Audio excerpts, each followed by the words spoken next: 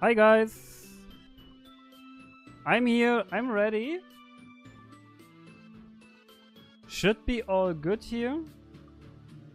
Please let me know if the music is too loud or not loud enough,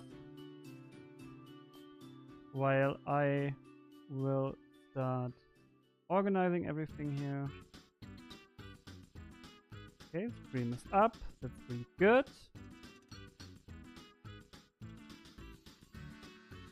Let me just check the audio rec.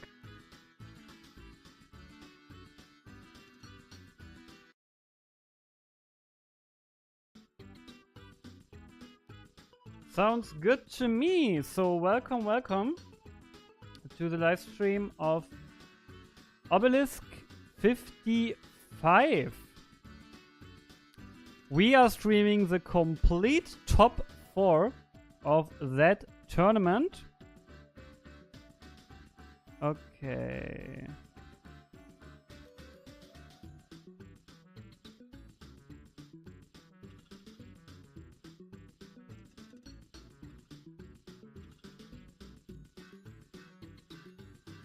Okay, so let me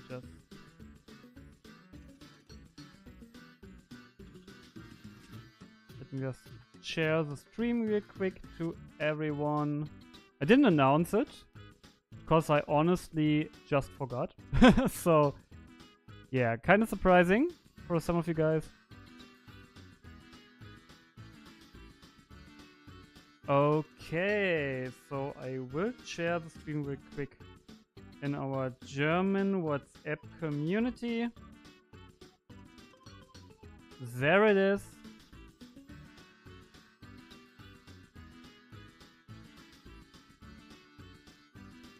And I would share it in Academy.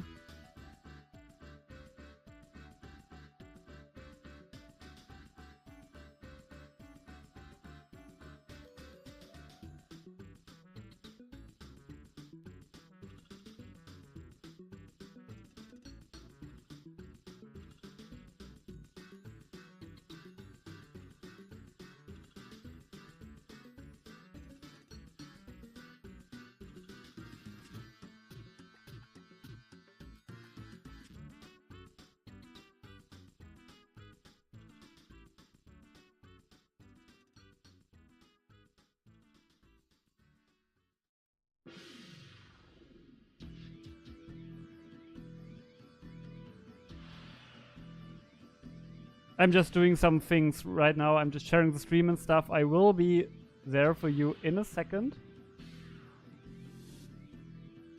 Just give me a minute. Few texts I need to do here, and then I'm basically... Yeah. Okay. So, I should be ready. Let's see if some guys of you are already there in the chat. Yeah, hi to Darkend and hi to Dan. There are no Germans in the tournament anymore, but there's one player from Switzerland. Es ist noch ein Schweizer drin, Timo. So, what are the players we have in the tournament? Let's check that out real quick. Welcome to everyone who is here. We are in a double elimination bracket, so we have a winner's final and the loser top 4. We will start with the loser top 4. And the loser top 4 is an all-Italian affair. We have Don't Copy versus YS Bar from Italy. Fighting it out, loser will go home, or stay home, and the winner will advance to the loser's final. And in the winner's final, we have Gangster Bro from Switzerland playing against Jesse S from Australia. Very important to note here is that Jesse S and YS Bar already earned their invites to the Gold World Championship, so they are fighting for their second one. Hi Nessa, good to see you. And while Don't Copy and Gangster Bros still are yet to qualify to Worlds, so they maybe are a bit more motivated, but every player definitely wants to win here, so plenty of motivation. Let me know if the music is good, if I need to lower it or increase it. Okay, I am ready whenever.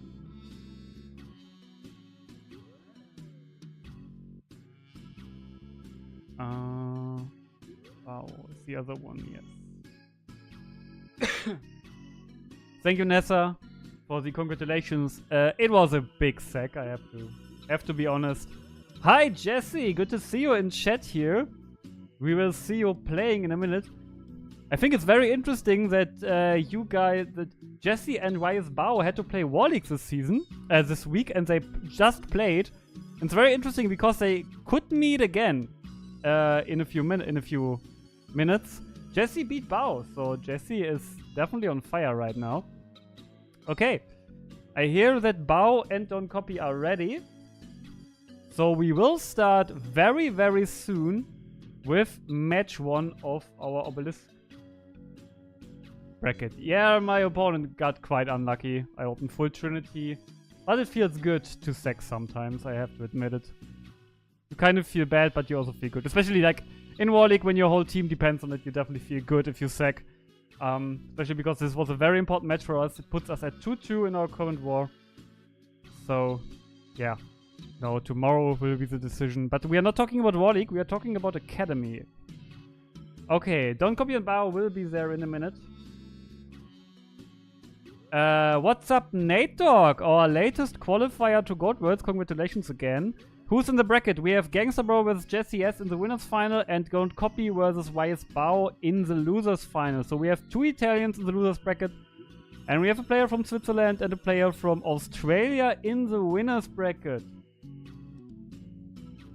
And Jesse is saying, yes, perfect time getting to start a little later. My daughter woke up, so I'm laying down with her until my match.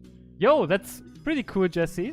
So, yeah, it makes more sense to start in the losers bracket because, yeah, the loser can then just go to bed. Because we have 3 Europeans here and it's 11 PM in Europe right now. So it's quite late. I don't know what's the time in Australia right now. And Nessa is saying, I had both you and Alessandro in my fantasy team. What a pity, have my 2 stars facing each other. Who's Alessandro? I don't know. Okay.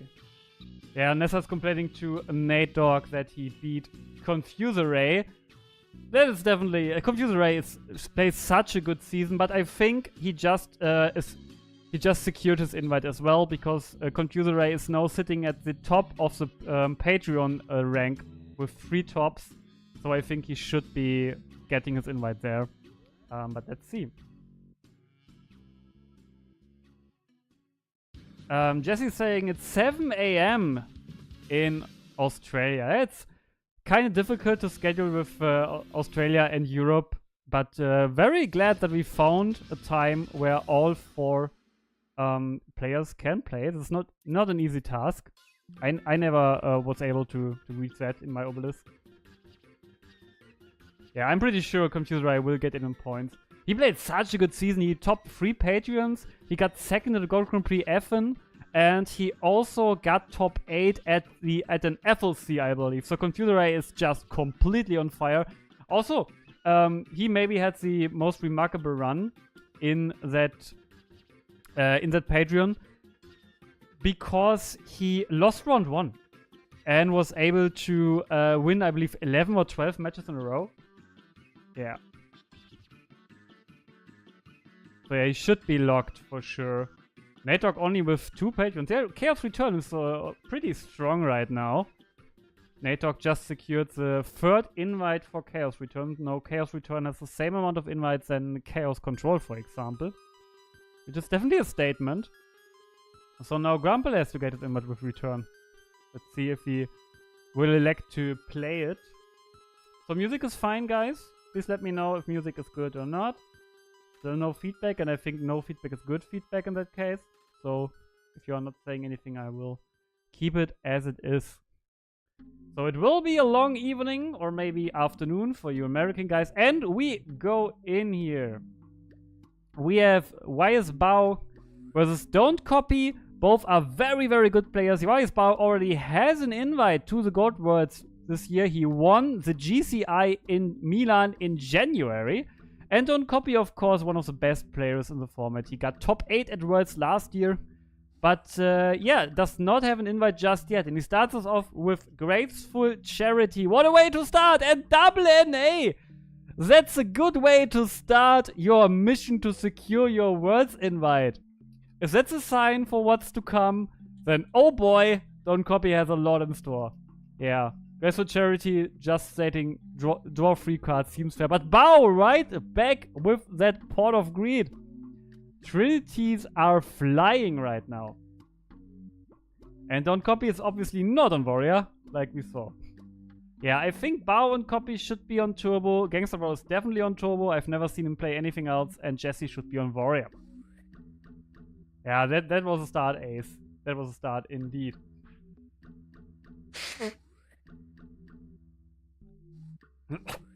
I love the banter in the chat, guys. Keep it going. Keep it going. But I will focus on the match right now. Also, to you international viewers, if you're just tuning in, feel free to leave a subscription to my channel. It would mean the world to me. I know I'm mainly an English-speaking YouTube channel, but I'm trying to reach 1,000 subscribers right now. And if I can get there, this would give me the opportunity to monetize my videos, which then would give me the opportunity to put some more money into the Gold community because I would reinvest it. So yeah, if you want to support the Gold community in Germany and all over the world, please leave a subscription there. It would go a long way. Very much appreciated. But now we saw a very strong torrential tribute by Bao, getting rid of Breaker. But that Zangan got Don't Copy another card. So resources are flying everywhere right now. A lot is happening. Jar of Greed from Bao, bringing him to another card.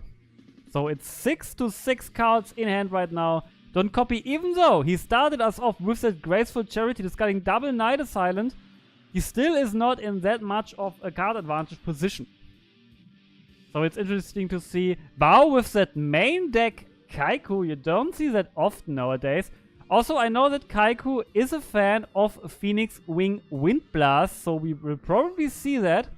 He definitely played them in the deck he won Gold Grand Prix Milan with in January.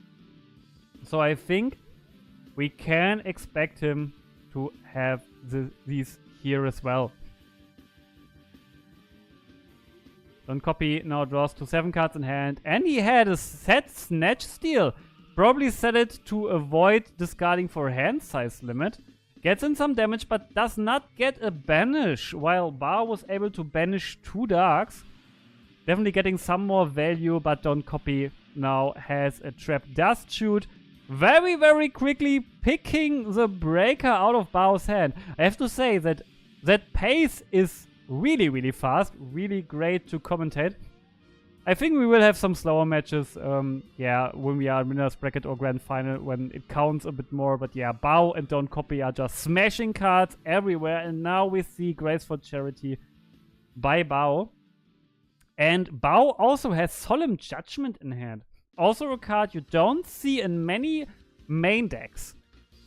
Solemn and Kaiku in the same main deck is quite rare nowadays. So Bao with not the mythical Ivan build we see a lot from other players, and I think Don't Copy is probably more on the on the Ivan build. Don't know if he's called Ivan or Ivan. In Germany you would say Ivan, or probably more in Russia because Ivan is, I believe, a Russian name. Could be mistaken. Yeah, now we have the first think pause in that match here.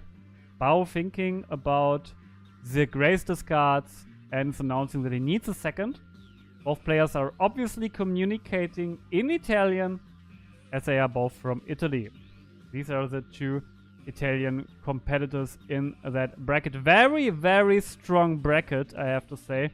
There were some other really amazing players in there. I know the JCVD was also in that Obelisk from our team, Iron Goat. He was also a German representation. And I can, while side decking, I can look who the other players were. I know that also Riclar 91 was in there. Ricardo Lari, he is the Gold World Champion from 2020, so the first Gold World Champion from the new era. And there was a disconnect happening. Apologies for that. I hope I can rejoin. Would be quite a shame if I couldn't get in there, but my internet seems to be still there. I mean, stream is still going, so I don't know what's the issue here. Again, apologies, guys. Seemingly some small technical issues. Let's see if I can solve that. It's connecting. Damn it. Players should definitely continue. They shouldn't wait for me, even though it's kind of bad. Oh. So it's not only me. Bao is also disconnected. So maybe we have a dueling book disconnect right now. This would be really awful, to be honest. Oh, what do we even do? I think we would restart because game was pretty even. Welcome to Cup. Yeah, you definitely need to protest me after what I just did to you in War League. Apologies again, like this was one of the sexiest matches I had in a while. Okay, Don't Copy also crashed. Don't Copy is now back, and we are back. So I really hope both players got back in time. We didn't lose any gameplay because it was a server crash. And we are back in there. Grace did discard Mirror Force and Book, which were both known. Bite Dust Shoot and Bao with another Kaiku. So Bao on Solemn and double Kaiku, also Book of Moon. This is a very interesting deck. Maybe it isn't Turbo. It could be controlled at that point, to be honest. There are so many cards you don't usually see in Turbo main decks. Kaiku could have gone for the crash here, but opted to go into the face down Spy, and Don't Copy is now drawing another card. And Dark End is confirming that the Dueling Book is a bit laggy today. We had no real issues, like Cup and I in our games. So yeah, but I mean our match was really short. So yeah. But yeah, Cup. It was a good match nonetheless. I also think that there were some misplays happening. I definitely didn't play well in game 2. And if you would have set Solemn in game 1, I would have had a lot of problems winning that, because then I wouldn't have been able to resolve my shoots. But it's really easy to say in hindsight. I also misplayed by not discarding shoot, because I should have known that you're on Warrior if you are using Duo. But yeah. And Game Changer Zara in chat is saying that it could be Warrior. I don't think it's Warrior with Jars. Could be. It could be Warrior indeed. I didn't really think about Warrior. But yeah, besides Jar, every card we see could very well be in Warrior. And I mean, there are some Warriors who play Jars. So maybe it is. Let's see what we are about to see today. I didn't really do my research, to be honest. I could have watched replays, but yeah, didn't have the time really to do so. And I figured we will see the decks eventually. So no harm, no foul. Bao did get back his other Kaiku, but is losing one. And we know that Don't Copy has the second Night Assault also, because he did discard 2 turn 1 with Grace for Charity. So that definitely 2 Night Assaults, and Don't Copy is starting to get really ahead here.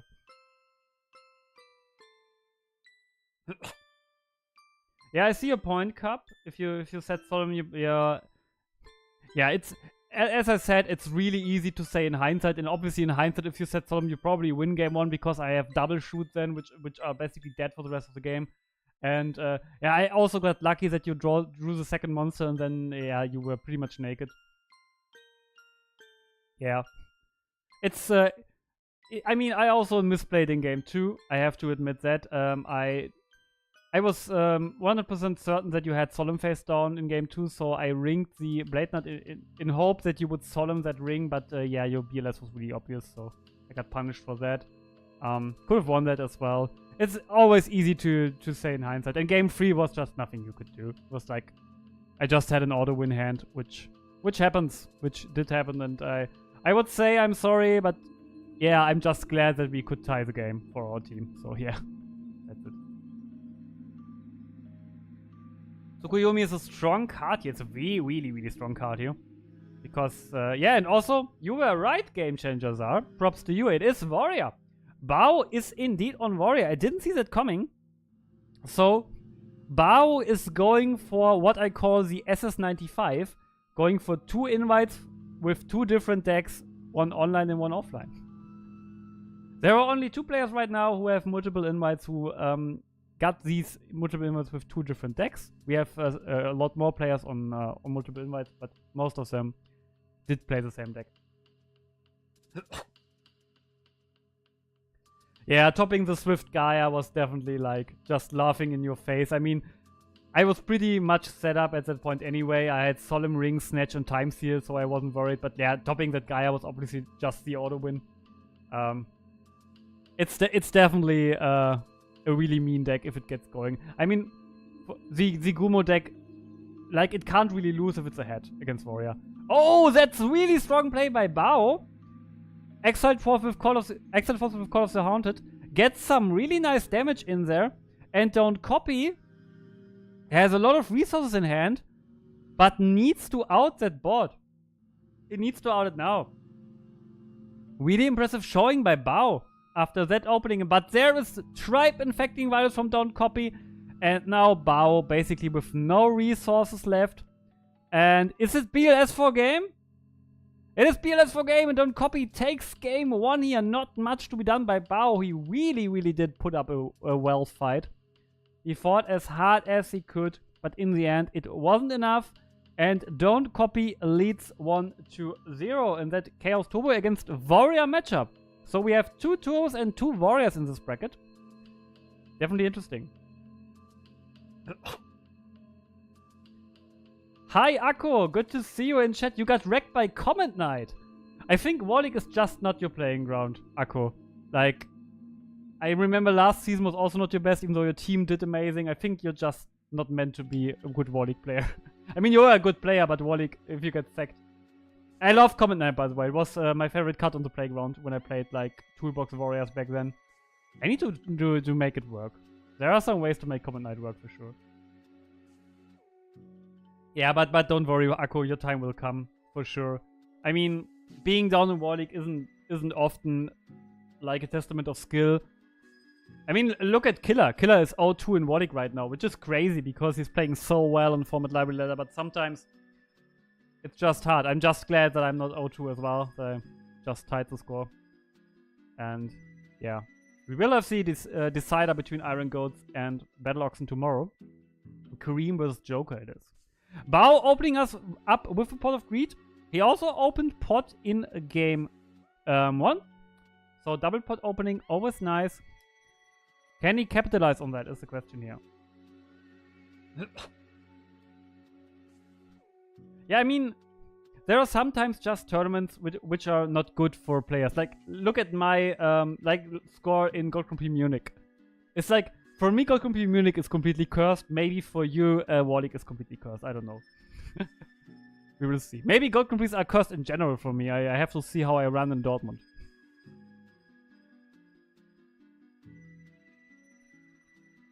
And Don't Copy opening us up with Delinquent Duo here. Getting rid of the advantage which Bao just gained with Pot of Greed. Premise sent to the grave. Yeah. Sometimes gold can feel really hard. And sometimes it's really easy. If you open full Trinity game 3, it's really easy. Okay. Zombira got normal sum. Yeah, but also, again, Cup, shoutouts to you for being a really good sport about it. I would have been mad as hell. I'm honest with you. And you took it very well. And that's...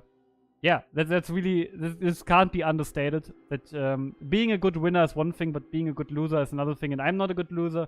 And I really admire people who are excellent losers.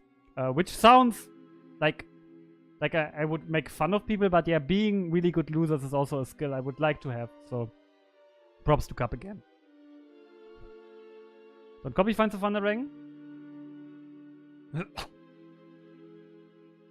Yeah, Akko, I know that feeling. I mean, we lost last week, and obviously I was one of the guys losing. So if I would have won, maybe we would have won. You're always more passionate if you have a team behind you. That's obvious. But yeah. Breaker getting summoned by Don't Copy here. MST is chained to that Sakuretsu armor, which definitely came out of the sideboard. And we kick a Didi Lady. It's kind of amazing that it took me like 15 minutes to find out that Bao is on Warrior. But he usually plays Turbo, and there were a lot of Turbo cards happening, so yeah. That's why I got sidelined. Kaiku is normal summoned. Can attack over Breaker and has Thunder Dragon as targets in Graveyard. You would take that for sure. But Break from Don't Copy gets rid of Kaiku.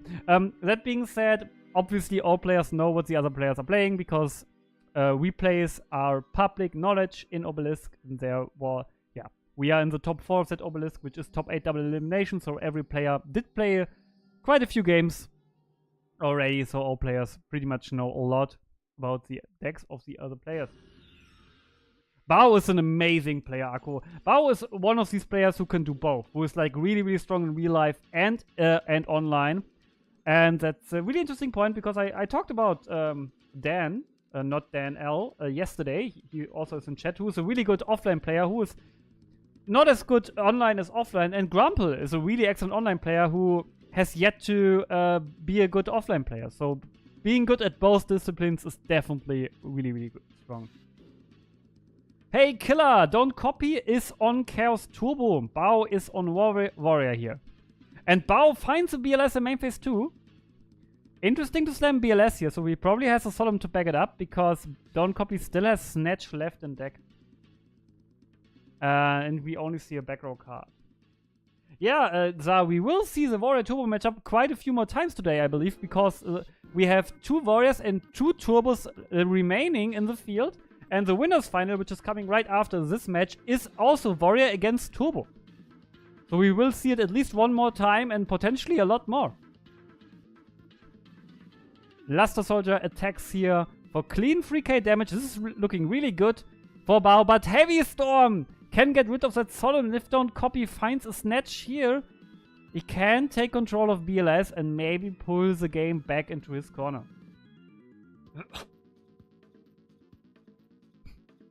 And Bao thinking, does he want to Solemn here? If he Solemns, he is quite vulnerable to Ring on BLS. This is definitely something to consider here.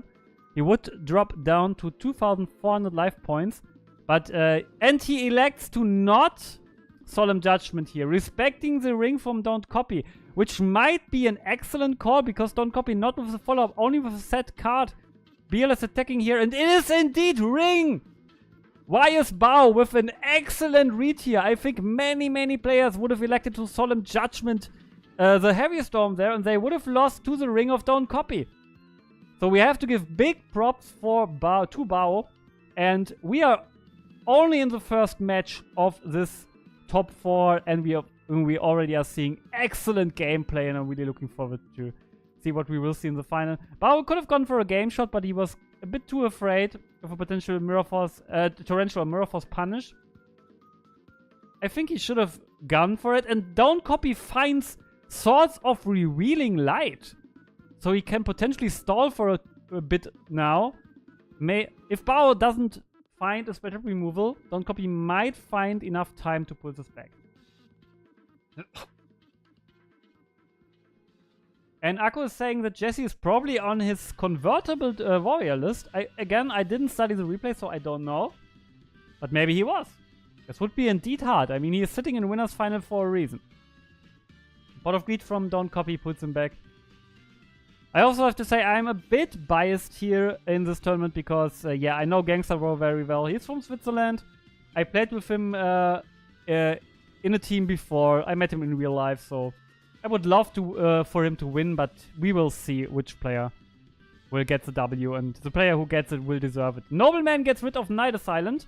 Only one, so there is potentially a... No, okay. Yeah, there could be potentially a second one in Don't Copy's hand. That's some good information for Bao here. Or maybe Don't Copy sided out one Night Assailant, which would also be possible. Yeah, but Bao really getting punished here for not going for the game shot earlier because Don't Copy still sits behind swords. Interesting decision for Bao to put level 2 in attack position. I wonder why he did that. And see another bracket for Don't Copy. Next turn, swords will be gone. And then Bao can maybe go for it. Nako telling me that he is in a best of 11 series with Jesse right now. Very interesting. Jesse also an upcoming GOAT YouTuber who recently started his channel. Is now doing a podcast series. Definitely recommend you guys checking him out. It's Jesse S on YouTube. He's doing some great work there. So now Bao can try to go for the kill here.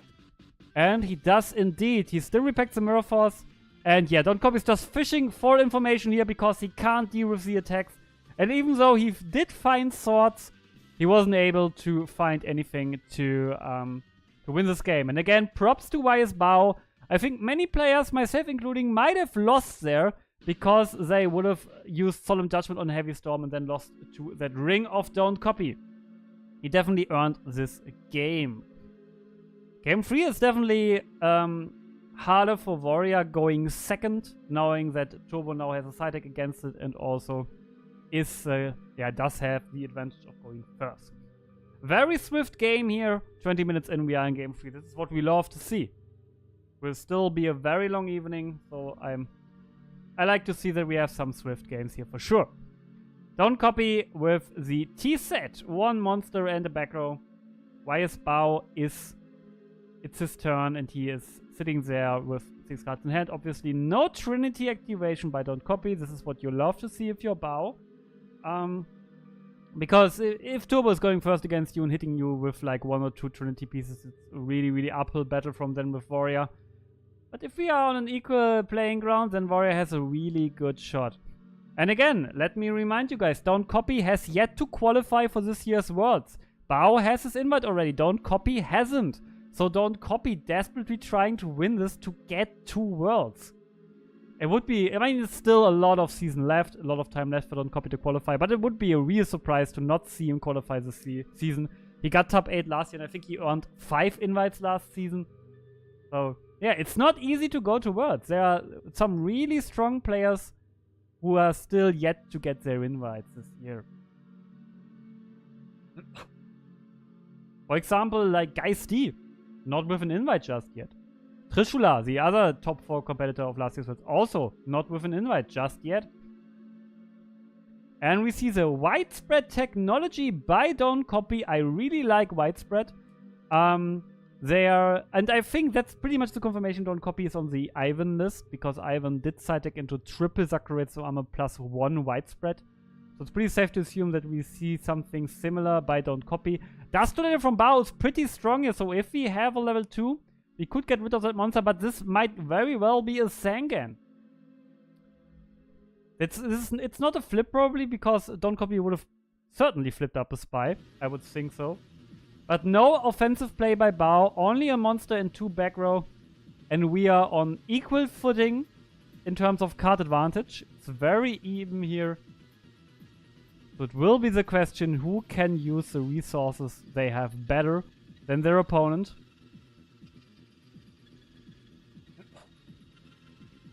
Jesse S still hanging out in chat. You see Jesse S in chat. Click on his channel, leave a subscription there, watch his podcast series. And his other series. Support him. He is definitely an up-and-coming content creator and also a very good player. Jesse S also will definitely play this year's World Championship, no matter how he performs today, because he already secured his invite.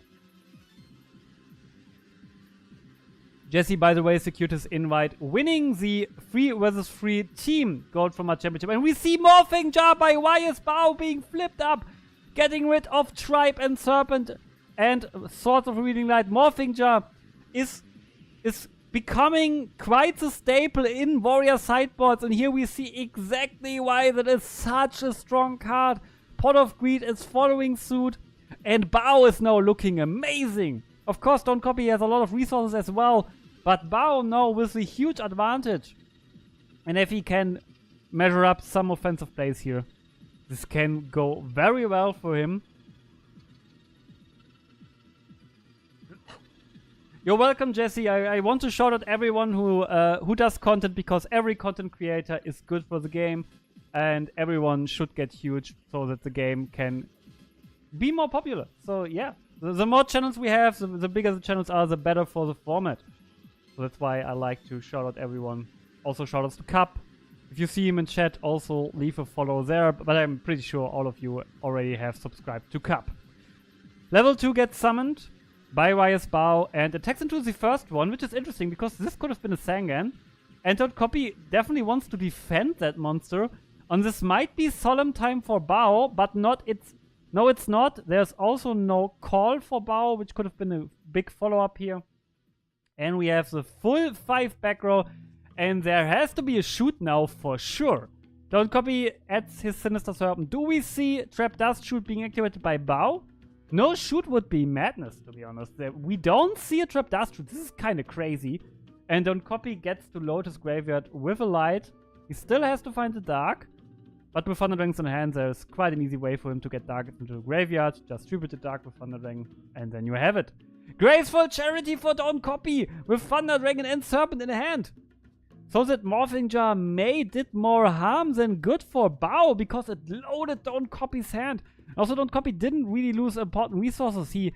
If you flip a Morphing Jar, you really want to get rid of at least one Chaos or like a Snatch Steal. And we got rid of Trap, and we do see Pot of Greed as well. Don't Copy maybe finding Full Trinity. Duel still left in the deck.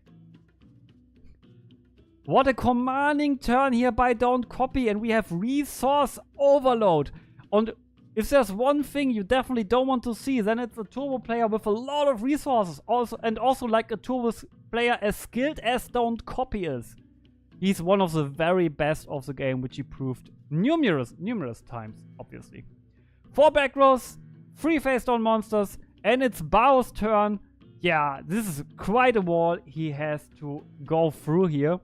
Question is, how can he do that? How can he find an answer to that particular wall?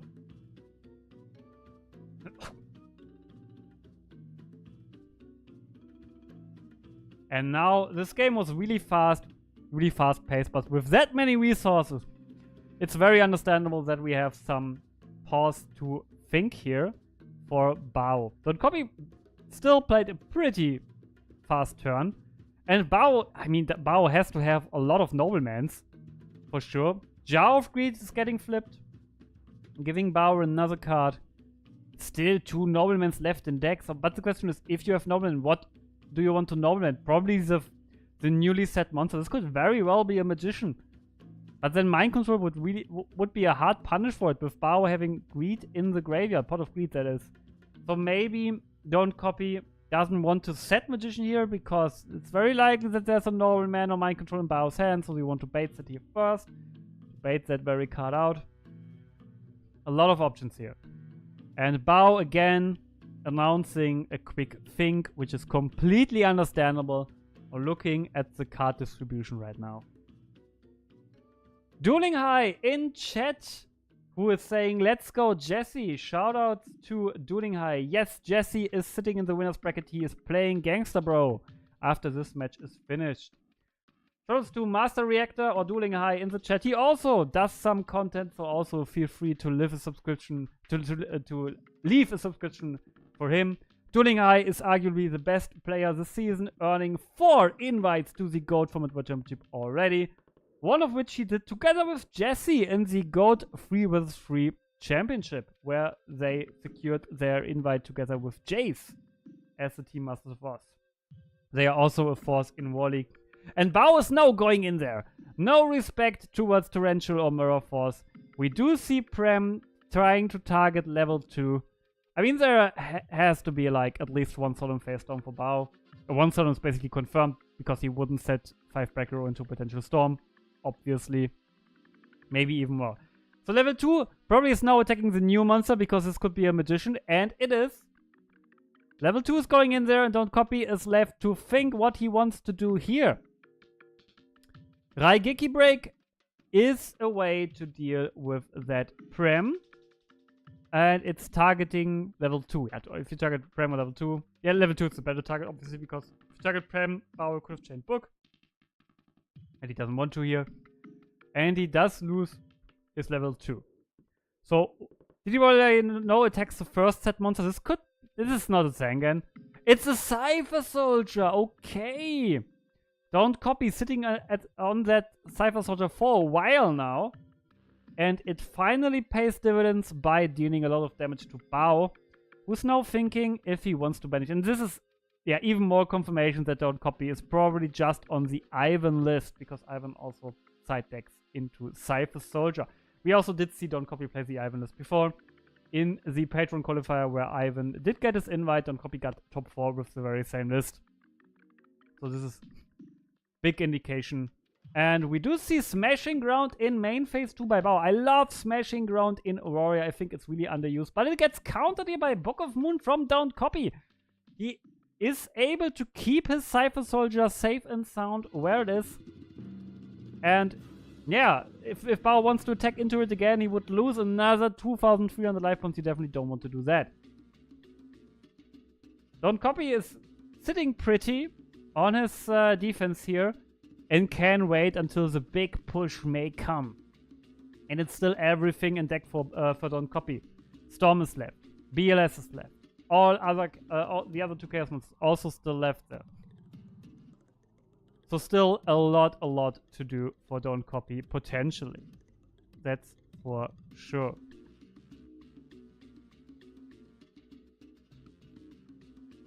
I will answer you after the stream, Akko. I just saw your message. Yeah, I will answer you shortly, Akko. Thank you for the message.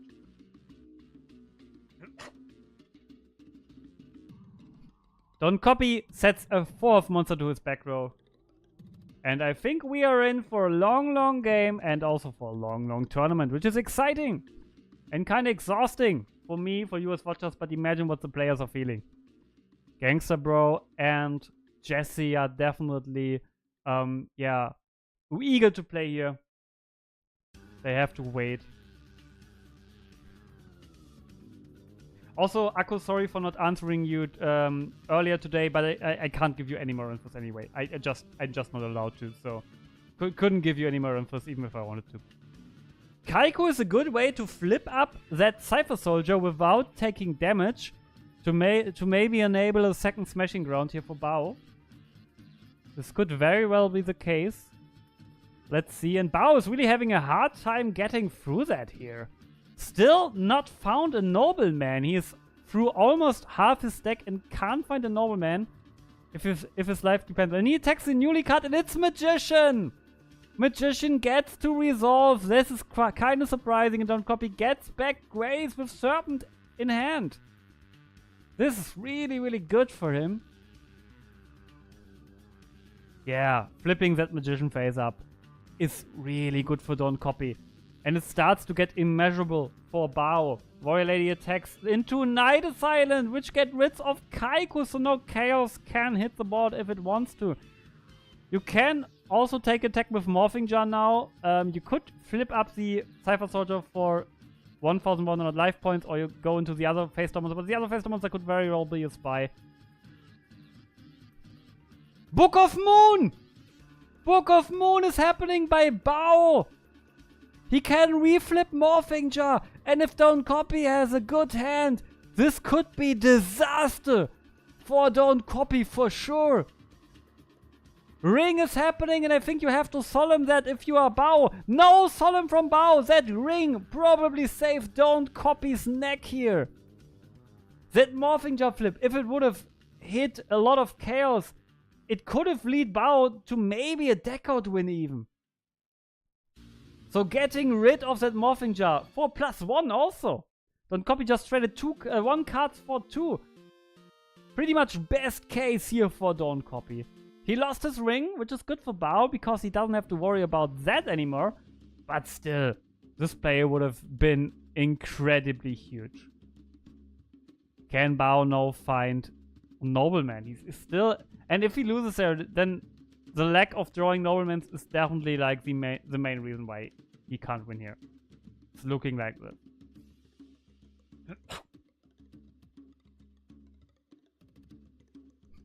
You just joined. This is Losers Top 4 of Obelisk number 55. We have 4 players remaining. And there is Nobleman, finally. And we don't get rid of the Cypher Soldier. We get rid of, and this was a very obvious spy. So Bao is definitely glad to get rid of that. And Don't Copy has another spy in hand. This is now confirmed. But he maybe can even freely discard it with Grace. Yeah, we are in top 4. Winner will get an invite to the Gold Format World Championship. It is a double elimination bracket. And we are right now in losers top 4. The winner advances to the losers final, and the loser will get eliminated from the tournament. Right after this match, we will have the winners final between Jesse S and Gangster Bro. So we have non-stop actions here, no breaks in between. It's match after match after match after match. So much action, it will happen. That ring was an interesting play from Bao, maybe protecting himself from Breaker hitting Solemn. And there's Heavy Storm. Now Solemn has to come, obviously. Otherwise Bao would have been dead by then. And Don't Copy is really picking Bao's resources apart. Very expertly played game here. That ring on that Morphing Jar really saved the skin here. I think it would have been a completely different game if that Morphing Jar would have been allowed to resolve a second time. Maybe Bao should have solemned that ring. There's a high chance he would have drawn into more Solemns with that Morphing Jar anyway.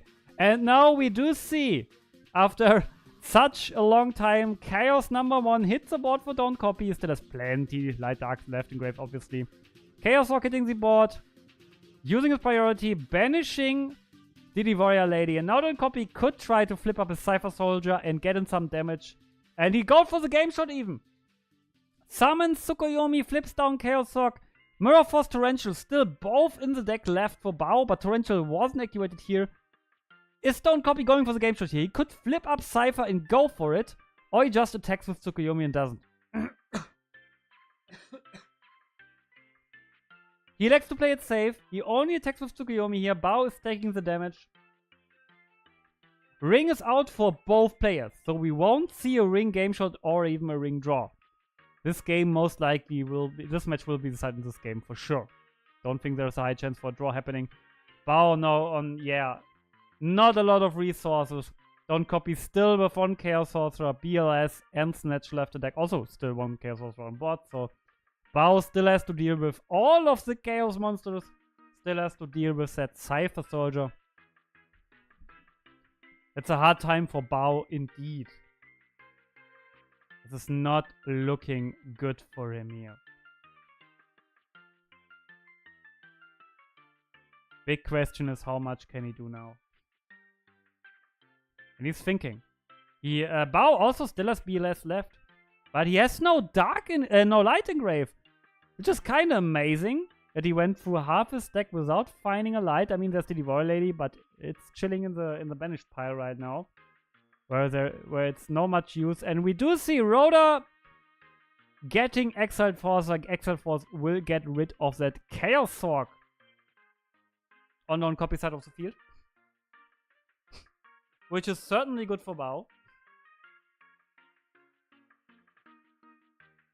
But yeah, then Don't Copy could just go for the game shot with Cypher Soldier laying face down there. That Cypher Soldier. Can we give like an honorably applause for the Cypher Soldier? It's sitting there since turn 1. And Exile is getting rid of Cypher Soldier. He lets Chaos Sork on field, which is very, very interesting. So he thinks that Cypher Soldier is a bigger threat than Chaos Sork. Chaos Sork gets flipped face up. And Don't Copy now will probably go for the game attempt here. Question is, how much does he want to commit? Not much. He attacks with Chaos Sork, and there is Sakurate Summer by YS Bao, buying him at least another turn.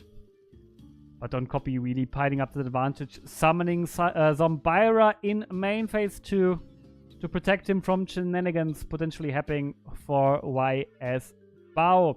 So, what would be a game shot for Bao here? Storm, BLS plus Blade Knight would win him the game here. It's a potential game shot.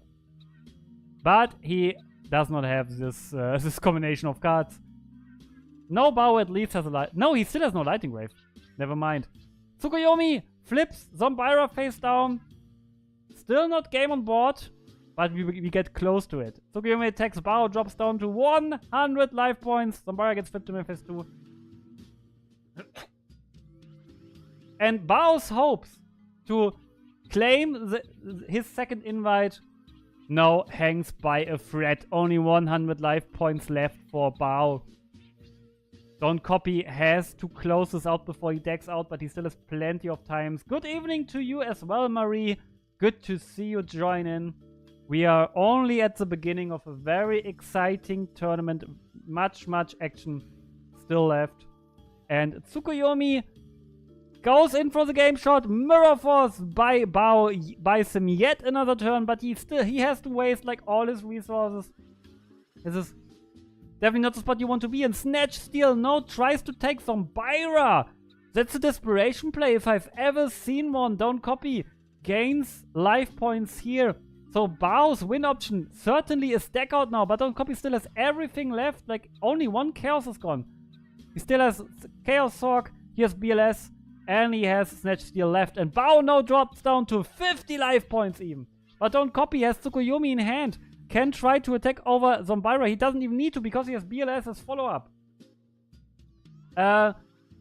Don't Copy and Gangster Bro do not have an invite yet. They are fighting for their Worlds qualification. And Don't Copy makes a big step towards it. Solemn Judgment number 3 by Bao, by the way, who no drops down on number 2, no, number 3, who drops down to 25 life points.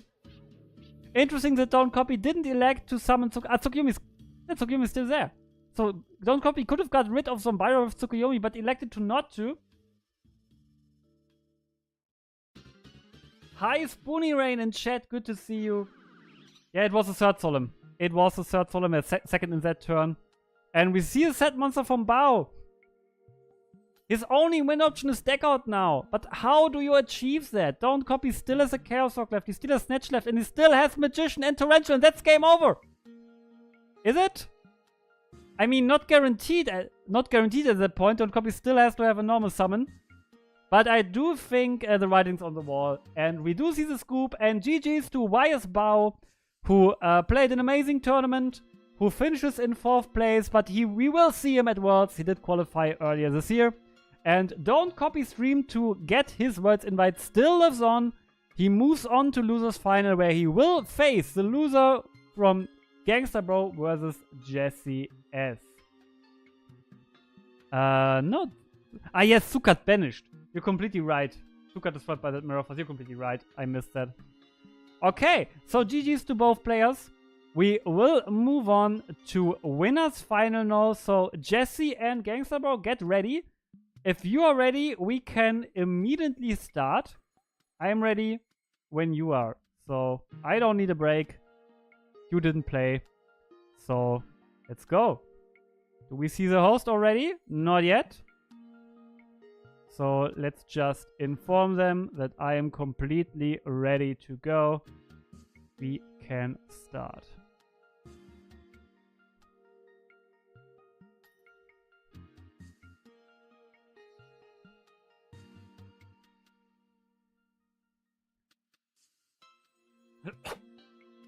Yeah, that's a GG.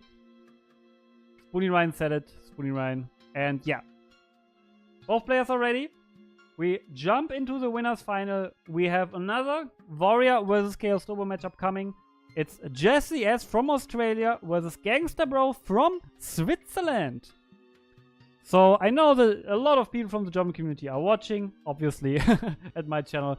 So yeah, we will definitely hold to a Gangster Bro for sure.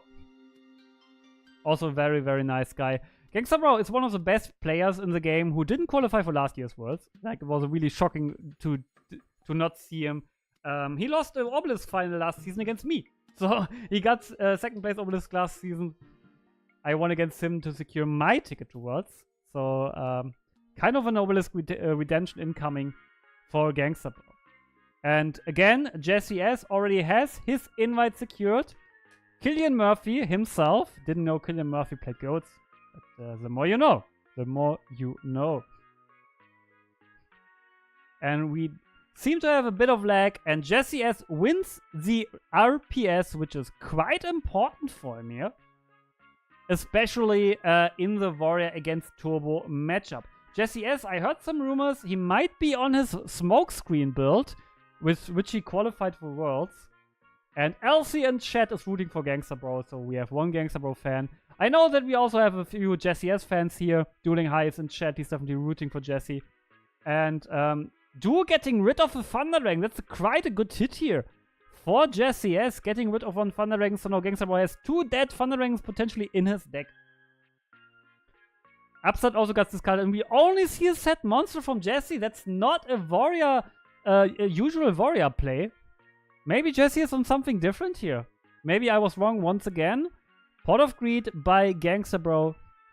This is a good way to recover from that duel for sure. Gangster Bro definitely does not want to draw Thunderang now, I think. And we do see only a T set from Gangster Bro. Gulash is also there. Yo, Gulash, good to see you. Good to see you in chat. Let's see who will join you and many other players to secure their invite. And okay, I think Jesse is on his smokescreen build because he main decks Spy in Warrior. That's a big sign that he does play Warrior with a smokescreen build into Chaos Turbo. Such a creative way to play the deck. And I think it's a very good call for an Obelisk, because in an Obelisk you usually don't have to fear much burn or reasoning gate. So you don't need the side deck space, so you have the space to smokescreen.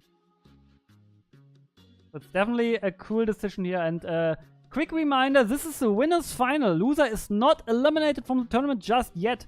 Winner moves on to grand finals, and loser will go to loser's finals, where he will face Don't Copy. That's where we are at. So Spy attacks now. We got rid of Dekoichi by Gangster Bro, and Gangster Bro is on triple Deco, which he usually is. He really likes that triple Deco build, so I'm not surprised to see him load up that list. So Spy is sitting on Jesse's board here. Gangster Bro still with no Dark Engrave. Jar of Greed getting him yet another draw. So there has to be something useful for him for sure. Kinda unfortunate for Gangster Bro that he didn't find Nobleman as soon as that Spy was face down. That's one of the downsides of maining flips in Warrior, is that you kinda help your opponent getting Spy alive. But yeah, but I mean, if your Nobleman Spy, then you lose your own Spies as a turbo player. Breaker is a decent card here, gets at least rid of one Spy, but it's also kind of dangerous because it's vulnerable to Snatch Steal play here from Jesse. And we do see triple back row and the trip dust shoot. Resolving shoot against Warrior is very, very good. Definitely something you want to see here if you are a Gangster Bro fan or a Switzerland enjoyer.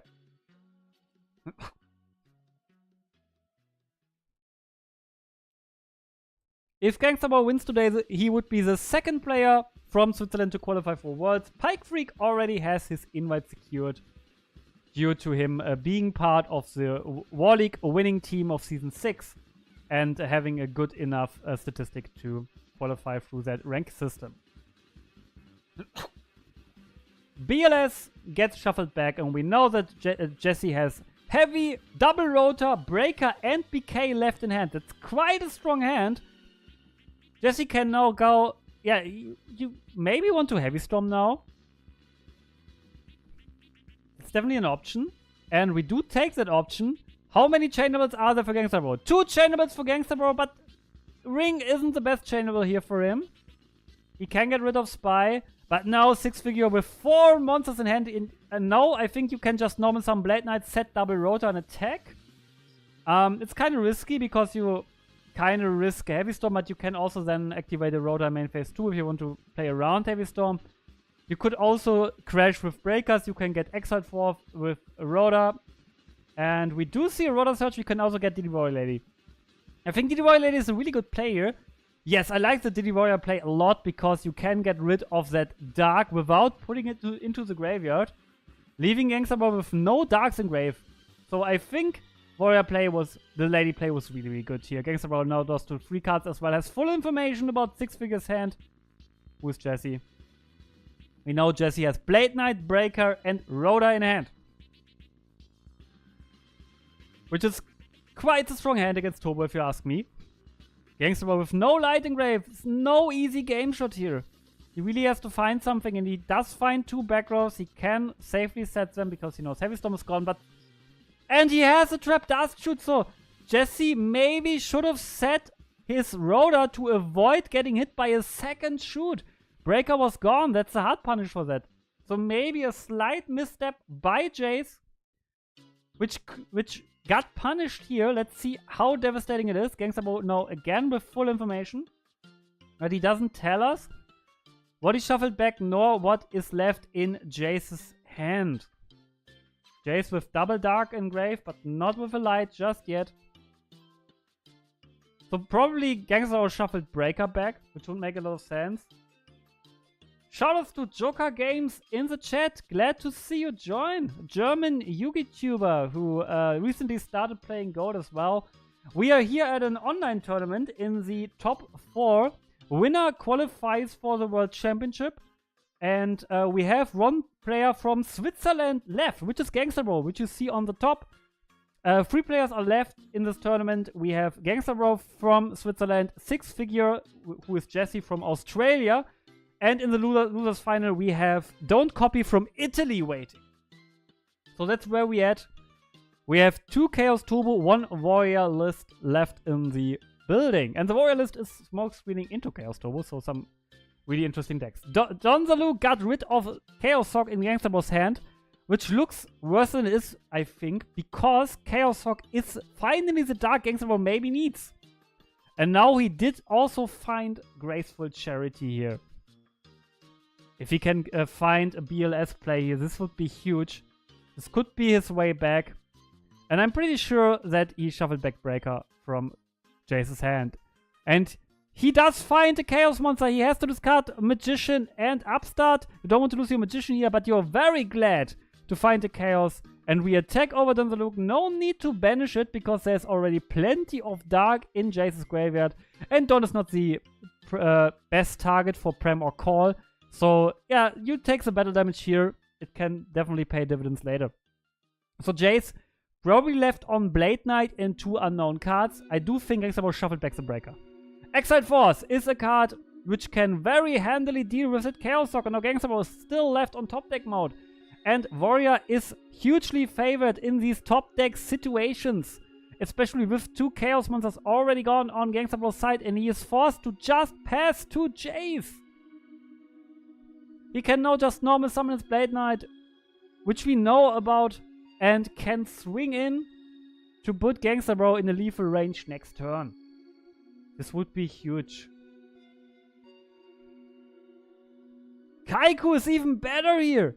Kaiku now threatens the graveyard of Gangster Bro. And Gangster Bro, if he has a Mirror Force, he kind of has to now. He can't really afford to lose his only light and dark out of the grave, because if he finds BLS at some point. And there's Regiki Break. He has Night is Silent in hand. This was an amazing top deck, because he gets to recycle Magician, but he needs to protect Magician somehow, because we know that Jace still has Blade Knight in hand, which can just attack over Magician. I mean, at least Gangster Bro was able to leave his grave intact and, yeah, just get rid of that Kaiku. But Magician isn't really valuable here, because again, Jace can just attack over it with Blade Knight, but you have to set a monster here for protection. Gangster Bro really needs to find a Spy now. Spy would be almost ideal here.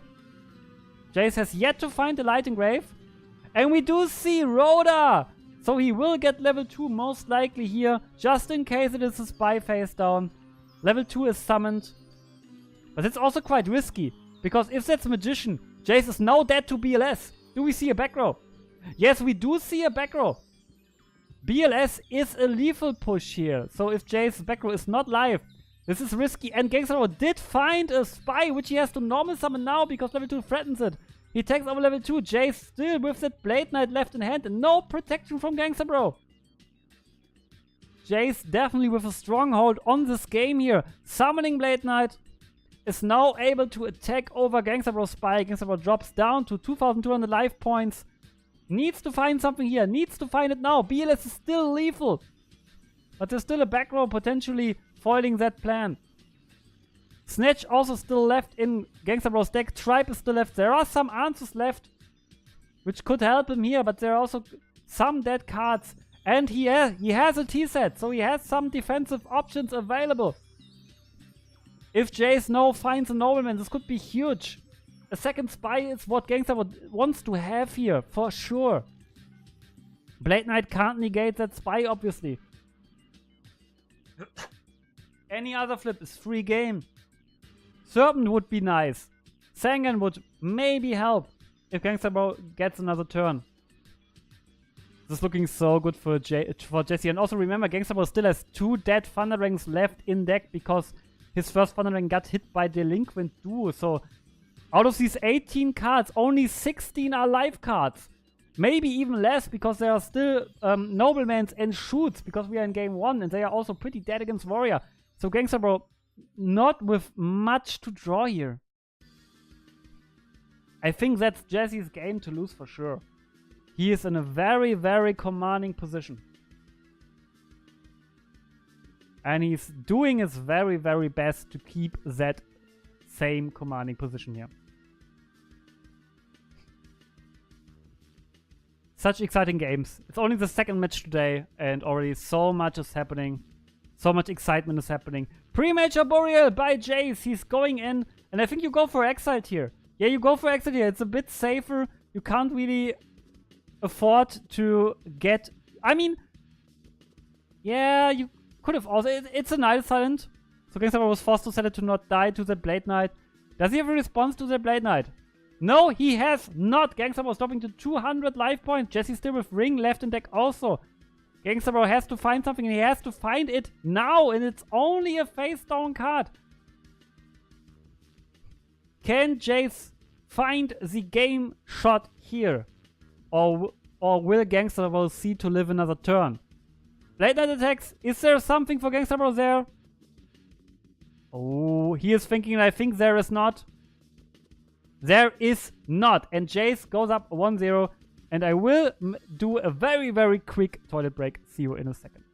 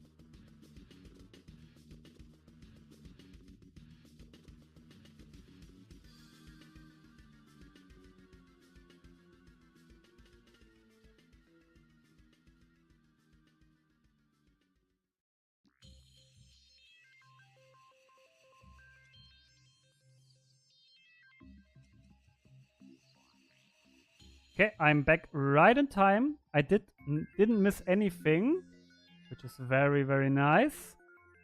So, winning game 1 is really huge for Jace here, because Jace, with the convertible side deck, with his smokescreen, winning game 1 with a smokescreen puts you at such a good position, because it gives you 2 games in which your opponent basically has to guess on what deck you are on. Things are opening up with Pot of Greed, which is a good open. But will it be enough? Against the very creative deck of Jesse, who is on his way to secure maybe his second invite to Gold Worlds. Just a quick reminder, if Gangsta Bro loses this one, he's not out of the tournament just yet. He will drop down to loser's bracket, where he will face Don't Copy in loser's final, but he still would have a shot to earn his way back to the grand final to maybe beat Jace there again. But we are not at that point quite yet. Still a lot go to be played. Jesse still has to earn his way into the grand final. Jesse also is the last player left with an invite already secured. Gangsta Bro and Don't Copy are still fighting for it. Jesse already has it. So there's a big chance we have one new competitor this year, but there's also a chance we will have an invite blocked. Because if you're new to our world system, invites are not sent down. If someone who has an invite, okay, we have a refresh here from Gangsta Bro. some dueling issue. Let's hope we can make it back in time. But yeah, if someone who already has an invite secures another one, he gets another invite, which will give him a better tiebreakers at the World Championship. And also it blocks invites, so it's also yeah. It's also like really good for people to block invites because then there's less competition at Worlds. So that's why a lot of players are still grinding very hard even after they secure their first invite or even their second. We have a few players with 2 invites this season already. We have 1 player with 4 invites who is in chat right now, who's Master Reactor, aka Dueling High. Gangsterbro flipping up his Dekuichi. This time it gets to resolve. Also, he gets to resolve his Thunder Ranks this time. So a way better start for him. And we do see Zombira, which is a pretty smart side deck choice against Jesse's deck because it is not bad against the Turbo Smokescreen because it can attack over Spice, and it's also excellent against Warrior. Morpadorp is asking me if I am looking to make it towards 2. Of course I am. I'm grinding very hard. I got very close 2 times. I got 2nd at the PWCQ, lost final against John Wick, and I got 2nd at an Obelisk, where I was sitting in grand final on the winner's side, and where I got beat twice by Easy to Slay You. So yeah, I definitely want to get there. I am a bit in a hole right now. I can't get much going. I recently qualified for Ra, which probably will start soon, so maybe I can get my way back to Obelisk. Yeah, but it has been a rough season. I started very well, and ever since my Obelisk 2nd place, I kinda can't get anything going. But there's still a lot of tournaments to play. I will also attend Gold Grand Prix Dortmund, obviously, which is also, again, still a good opportunity for me to maybe qualify. War League is happening. There are a lot of more tournaments, so I'm sure I will get there. Sakuretsu Armor got rid of Zombira. Yeah, so Gangsterbro on 2 Zombiras here, which is pretty standard. And Jace is still able to stall behind his Gravekeeper Spy. So it's very interesting to see if Jace opted to smokescreen or not. And I think going 2nd, you most likely smokescreen because Warrior is way stronger going 1st. But let's see. Yeah, Akku in chat pointing out he's also coming to Dortmund. I'm excited to see him. And Blade Knight tries to take over Zombira. Kind of punishes Gangsterbro's play around Mirror Force, which was understandable. But he has Sakuretsu Armor to get rid of Blade Knight. So right now it looks like the standard sideboard against Warrior, which we see here on Gangsterbro's side. And 6 Figure maybe isn't on his Turbo. Maybe it isn't even a Turbo Smokescreen. I didn't study the replays, to be honest. I just got told that it maybe is. And the main deck spies kinda indicated that it very well might be.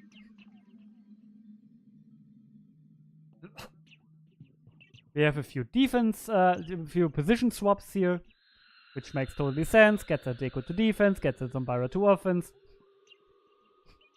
And pass right back to Jesse here. But now it's looking kind of good for Gangsterbro. Nobleman from Jace getting rid of Spy from Gangsterbro. So now all remaining spies are banished. This was an excellent Nobleman for Jace. And Gangsterbro potentially with the 3rd one in hand, right? Yes. And 6 Figure only on 2? Or he has the 2nd one in hand. These are basically the 2 options here. Elsie is asking, what's a smokescreen? A smokescreen is if you play a deck, and then your side deck is another strategy. So Jesse qualified for Worlds with a Warrior build, where he smokescreened into a Chaos Turbo. So he put out all the Warrior cards and put in Chaos Turbo cards. And this is what you call a smokescreen. If you have a side deck which converts your deck into another strategy. Which is a very tricky strategy and very hard to play against. There are some downsides to it because you obviously you need your complete side deck space for it. So you are underprepared against certain matchups like Burn, for example, or OTK. Because you don't have any space for that. But in a field where you predict to play a lot against the best decks, it's a very good strategy. And in an Obelisk where there are only 8 players, and these players are the best of the best, because Obelisk is the final tournament of the Academy system, if you guys don't know what an Obelisk is. And so you have to qualify through 2 other tournaments to get to an Obelisk in first place, to have to win a Slifer, and you have to win a Ra. And yeah, Ras are very, very competitive. It's not easy to win a Ra. And it's not easy to win a Slifer either. It's a bit easier, obviously, because it's the first stage. But yeah, Ra is where it really gets hard. And then in an Obelisk, the best of the best are definitely in an Obelisk. Oh, Gangsta Bro is going for it. Maybe we have Tsukuyomi in hand. Or we just want to go for a big push. Maybe there's even Game Shot available to Gangsta Bro here. Could be the case here. But we don't see a Chaos commit. Dekuichi attacking here. Dropping Jace to 5k if it goes through. First attack is fine. Second attack is not good just yet. But it's good now.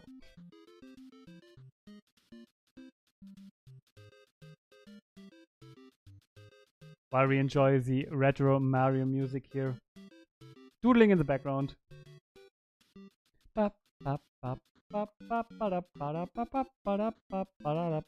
So, you know, kind of want to get rid of that Snatch Steal if you're Gangsta Bro, because you don't really want to give Jesse the opportunity to gain life, but either he has no option to remove it or he doesn't want to. And so he elects to not to. Jace does get a bit of his life points back, so it wasn't the biggest of pushes. Which lets me wonder why Gangsta Bro did it. Why he felt the need to go in there.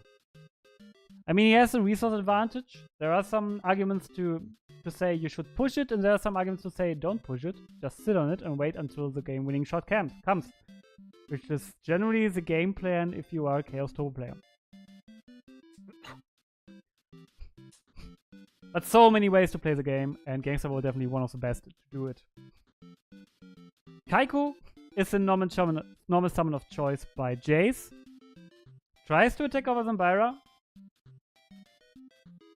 What kind of response can we expect from Gangsta Bro? It's a ring! So this kind of explains why he went as offensive as he did, because he is looking to secure a game shot here. He is not quite lethal on board just yet. It's only 2-6. But there's a set monster, which very well might be enough to deal the last points of damage. There's also Chaos set up. Light Dark is in the grave. Very high chance of Gangsta Bro having a Chaos in hand. And Jesse is recognizing that and activating Pre-Major here, bringing back Kaiku to deny Gangsta Bro that Chaos. But Gangsta Bro still has Zambira on board, which is strong enough to attack over Kaiku. So there needs to be some protective back row by Jesse. Otherwise, it could get worse here for him.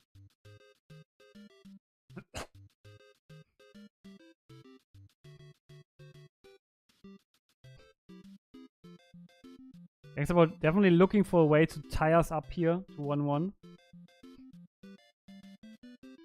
This Obelisk is so competitive, I could very well see like a complete, like every match going to game 3 today. It's ridiculous how well this Obelisk is stacked up, to be honest. So Gangsta Bro with another draw, with that Jar of Greed. On 5 cards in hand now. Quite a few resistance for Jace still left. And we do see Duo removing the card in hand, and it was a tribe. Get out of that tribe. And now Gangsta Bro only has to get through that defense on Jace's side of the field. But chances of Mirror Force are quite high here. And that's why Gangsta Bro is recognizing that danger. Turning his spy into defense position. Zambira tries to attack over Kaiku, and there is that Mirror Force.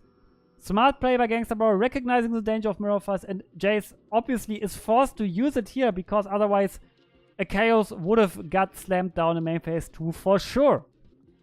Back row for Gangsta Bro, and play is back to Jace. To Jesse, sorry. I always confuse Jesse and Jace. Also because their Discord name is not the Dueling Book player name, which is always a bit confusing. But we will get there for sure. So Jesse not only with 3 cards left, 4 if you counted Prem and Kaiko as 2 cards, which you can't really do. So, yeah, Gangster definitely with the advantage in that position, in that very position here. Jay's finding a way to maybe prolong the game long enough to get enough life points back to be really in there. And he seemingly has some options available because he is hitting us with a which translates to I have a difficult decision here, let me think.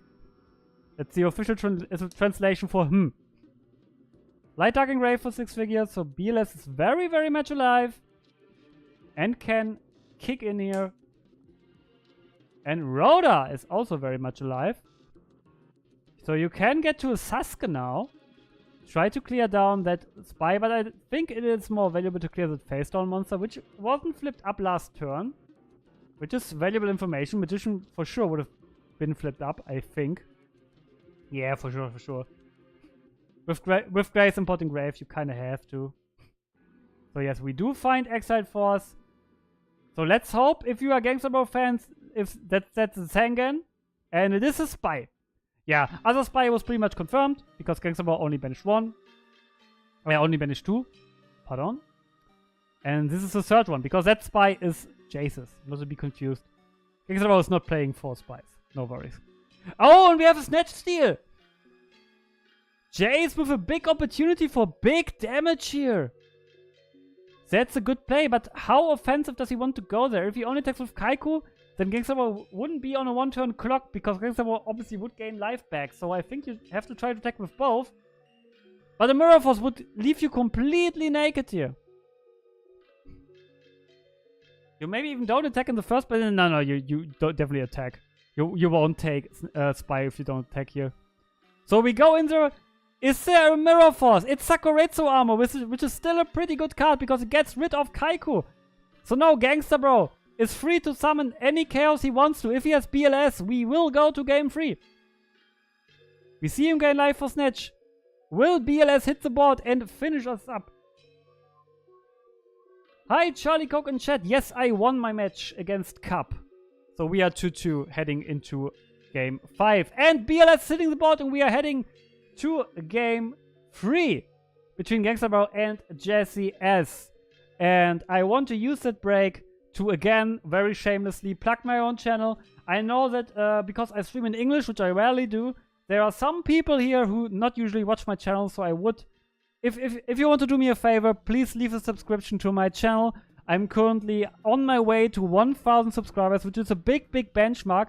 Not only because it's 4 figures, but mainly because if you don't know, if you have 1,000 subscribers, you are able to monetize your videos on YouTube. And monetizing my video would give me the opportunity to earn some money back for the time I put into gold format. And I would like to reinvest that money into gold format back. So if you want to support the German gold community scene and gold community and gold format in general, please leave a subscription. I would really appreciate it. Thank you. And also thank you for everyone who's watching. Thank you, Spoony Rain. All listen to Spoony Rain. He knows what he is talking about.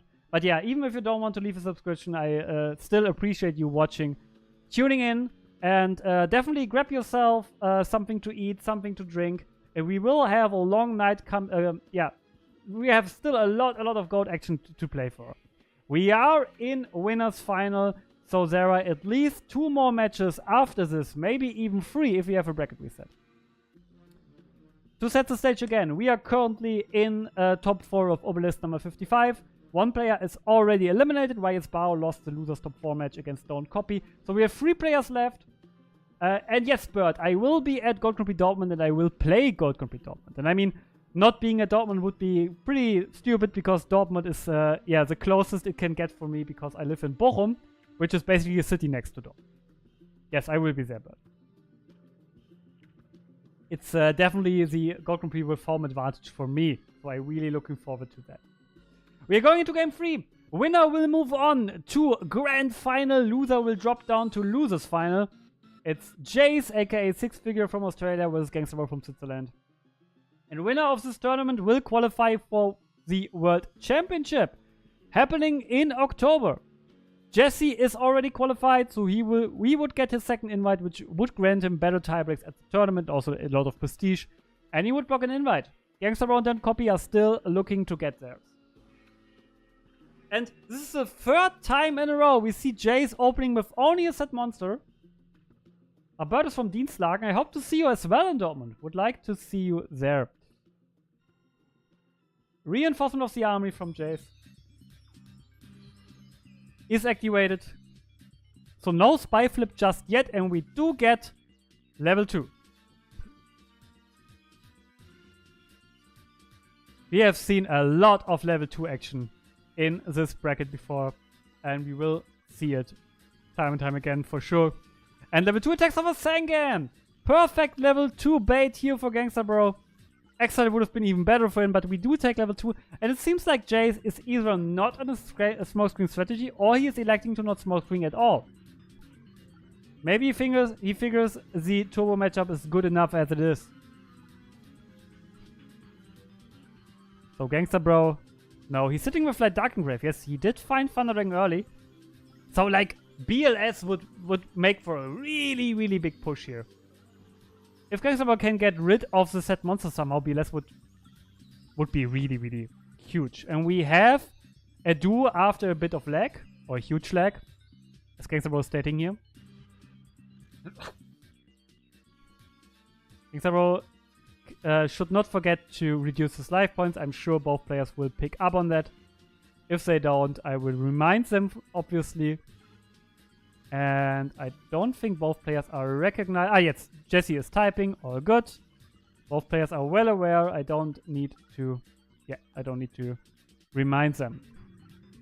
So, Spy and Blade Knight got sniped out of Jace's hand. So he does have Light Dark for BLS available now. And maybe that set monster really is a spy. And he had 2 spies all along as an opening, which is not a good opening.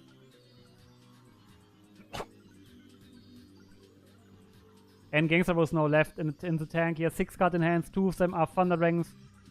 So 4 real cards and an additional set card. This is looking good for Gangster Bro. If he finds something to pressure early, this could be very, very good for him here. Because Jace with kind of a slow opening, it seems.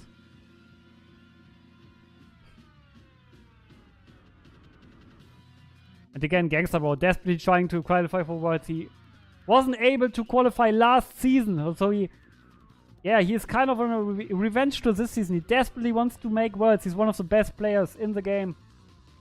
Maybe the best player last season to not qualify. Definitely one of the best players last season to not qualify. But qualifying gets harder and harder each season. Dekuichi is a normal summon, and we do attack over level 2. We take the sweet +1, but we can't get the draw with Dekuichi later. That's kind of the downside of that. Jace now on 4 cards in hand, together with a set monster. Breaker is an excellent card here. If the face down is a Sakuretsu armor, this is a really, really hard punish for Gangster Bro. Let's see what we have there. Oh, he's thinking, so that's maybe a Reggie, but it's a break. So you hit the breaker. Gangster Bro does not want to hit the face down monster. So Dekuichi is staying where it is. Can Jace find the BLS now? BLS would go so hard, but no, he only finds the back row. Gangster Bro now is on 5 cards in hand. Tsukuyomi! What a good card to have after you are forced to normal summon Dekuichi. This is the best possible follow-up because you can now get that Dekuichi draw after all. And this is what we definitely want to do. So Dekuichi gets the draw. Maybe Gangster Bro let Nobleman in the deck, which would make sense here against Jace. To leave Noblemans in. Let's see if he did. If he did, he didn't draw it because he just passes back and Jace is now forced to out the Dekuichi. But Gangster Bro, kind of in a dangerous position because BLS plus normal sum would just end the game right here, right now. So no backdoor for Gangster Bro to protect him from potential BLS push. Which would be a devastating blow to his campaign to qualify to Worlds.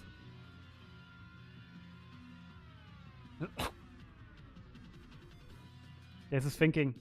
And he does have a reinforcement of the army, netting him an opportunity to find a warrior to attack over that Dekuichi. And he finds DD Warrior Lady. No reason for him to banish Dekuichi because there is already a Dark Engrave for Gangsta Bro. And Gangsta Bro's turn. So we know 3 out of 7 cards in Gangsta Bro's hands. There are 2 Thunder Dragons and a Tsukuyomi. At what point do you start committing into chaos with your Gangsta Bro? Not quite yet, because he's summoning somebody, and I think you take over the face down monster now, because there's a very high chance this is a spy. But he wants to get rid of the Devour Lady first. I think I would have preferred to take over the face down monster, because it's almost guaranteed spy.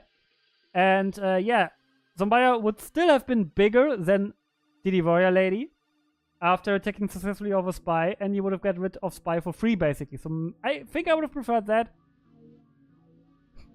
But Gangsta Bro definitely does not want to see the Devour Lady hanging around much longer. And now it would be much harder for Jace to kill Gangsta Bro here. And there is its spy. This was confirmed. Charlie is stating Gangsta's a machine. Yeah, definitely. And Jace, potentially with a mistake here, thought he had another spy left to deck, but he hasn't. Just leaving a spy face up here. Now Gangsta Bro can take over it. Now we need to find something like Breaker, BLS Storm or something. Or like Breaker BLS. And we do find the second Zombira. Now we can attack freely over that spy from Jace. Gangsta Bro's position gets better and better, but he does not find a back row. He can't find a back row, and now he's dead to BLS plus normal summon. He's also dead to BLS plus ring. He's in such a vulnerable position despite him being up on cards, so he probably only has monsters in hand. This is very, very dangerous here against a warrior deck with light and dark already loaded up in grave. Jace is checking his graveyard. Does he find the BLS banish here? Yeah, it's Jesse, not Jace. Sorry, Gulash. I will confuse them the whole night. I remember casting the 3 vs 3. It was a nightmare. I always got them confused. It's Jesse. But Jace also has an invite. It's also from Australia. Hard to keep them apart, to be honest.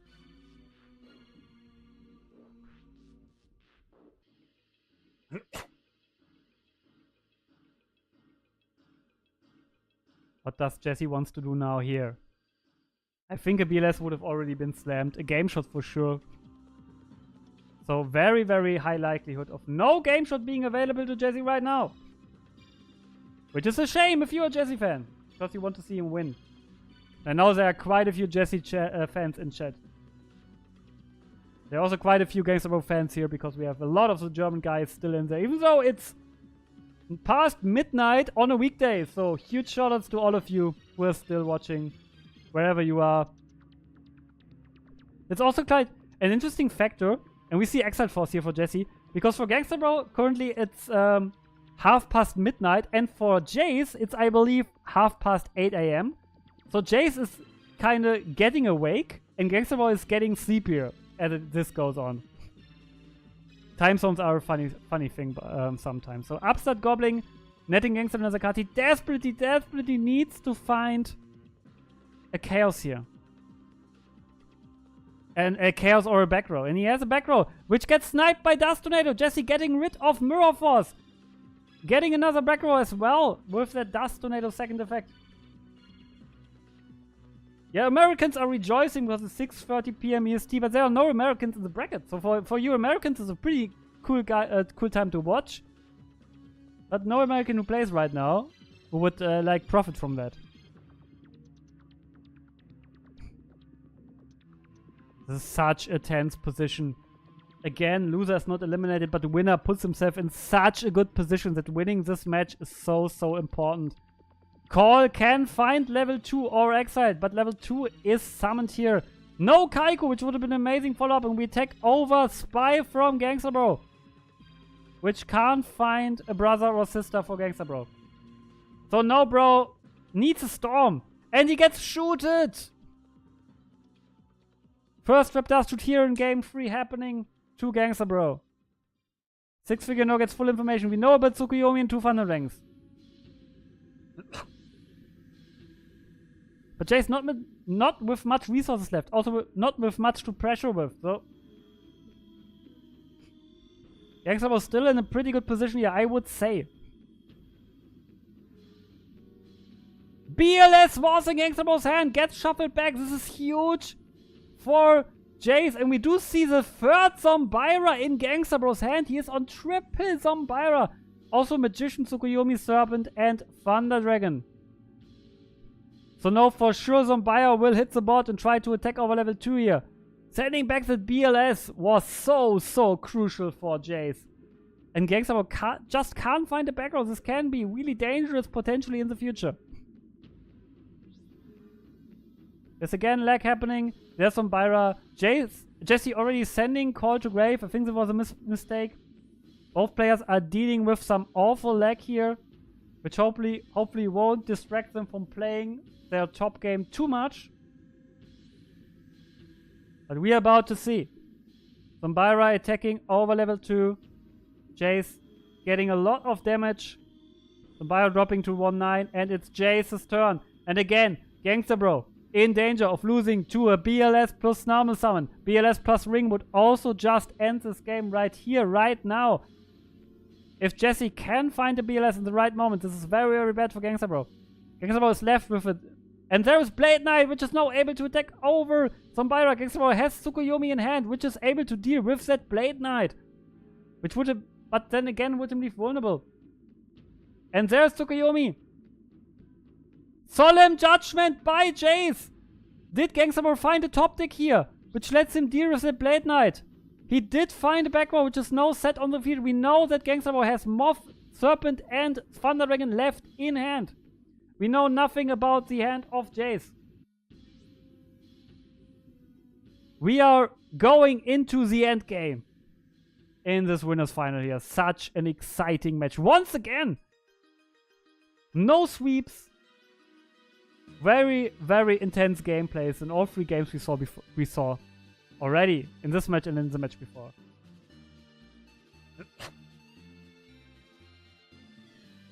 Now Jesse is trying to find his opportunity. Mirror Force already gone, so Torrential is the only punish. Sasuke finds his way, and we see Ring on Blade Knight. And now Gangsterbro with Magician in hand, with potentially an opportunity to set that Magician on Get Magician off. Get back some draw cards. Can he find a Chaos top deck? He finds Top of Greed off the top! Pot of Greed top deck. This could maybe secured for Gangsterbro. Did he find the Chaos? Jace only with 9. Can he find game here somehow? Yeah, that top deck really wasn't allowed to hit. But Gangsterbro only with the set monster. He didn't draw anything useful. And there's Mind Control and Jace takes it. Jace takes it. High Nova, yeah, the Top of Greed. Jesse S takes this very exciting match, dropping Gangsterbro down to losers. Gangsterbro with an all orange hand. Wow, I didn't expect that. Gangsterbro, the good sportsman as he always is. He is still in there. He can still very much make the grand final. And we will now, I think very shortly, go into the loser final between Gangsterbro and Don't Copy. Yeah, the Gangster brick indeed, Nova. This was a really big brick by Gangsterbro. So, Jesse S is sitting pretty in the winners final. In the grand final, he is waiting there to block an invite. He's the only player left with an invite already secured. And Gangsterbro and Don't Copy are now fighting for their chance in a Turbo Mirror match to get into the grand final to get their invite.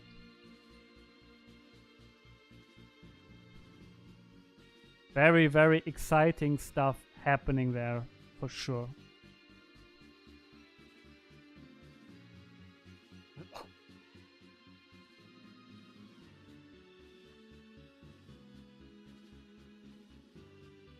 Shoutouts to you guys watching.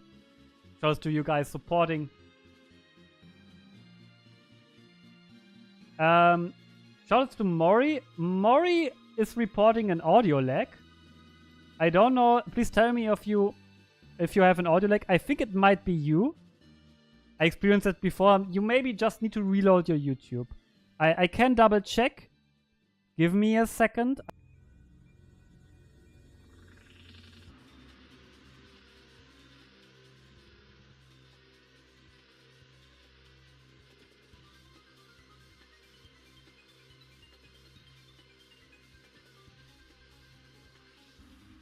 I think audio should be good, so it might be an issue on your hand, Mori. Okay, we are going right in there. Gangster Brawl doesn't need to take a break. This is the losers final. Whoever loses this one will be eliminated from the tournament, will finish in 3rd place. And the winner will get the grand final against Jesse. But it is double elimination. Jesse has to lose twice. Whoever wins now has to beat Jesse twice to secure his invite. So Jesse sitting very, very comfortable right now. Trap Dust Shoot, always a good card to have in the Turbo Mirror match for Gangster Bro. This, by the way, is Gangster Bro from Switzerland against Don't Copy from Italy. Okay, so Spoony Rain was also reporting an audio lag. So if you are experiencing some audio lags, just reload, then you should be good. If it keeps happening, please tell me. Then I need to see how I can fix it. Maybe may just be an issue with YouTube.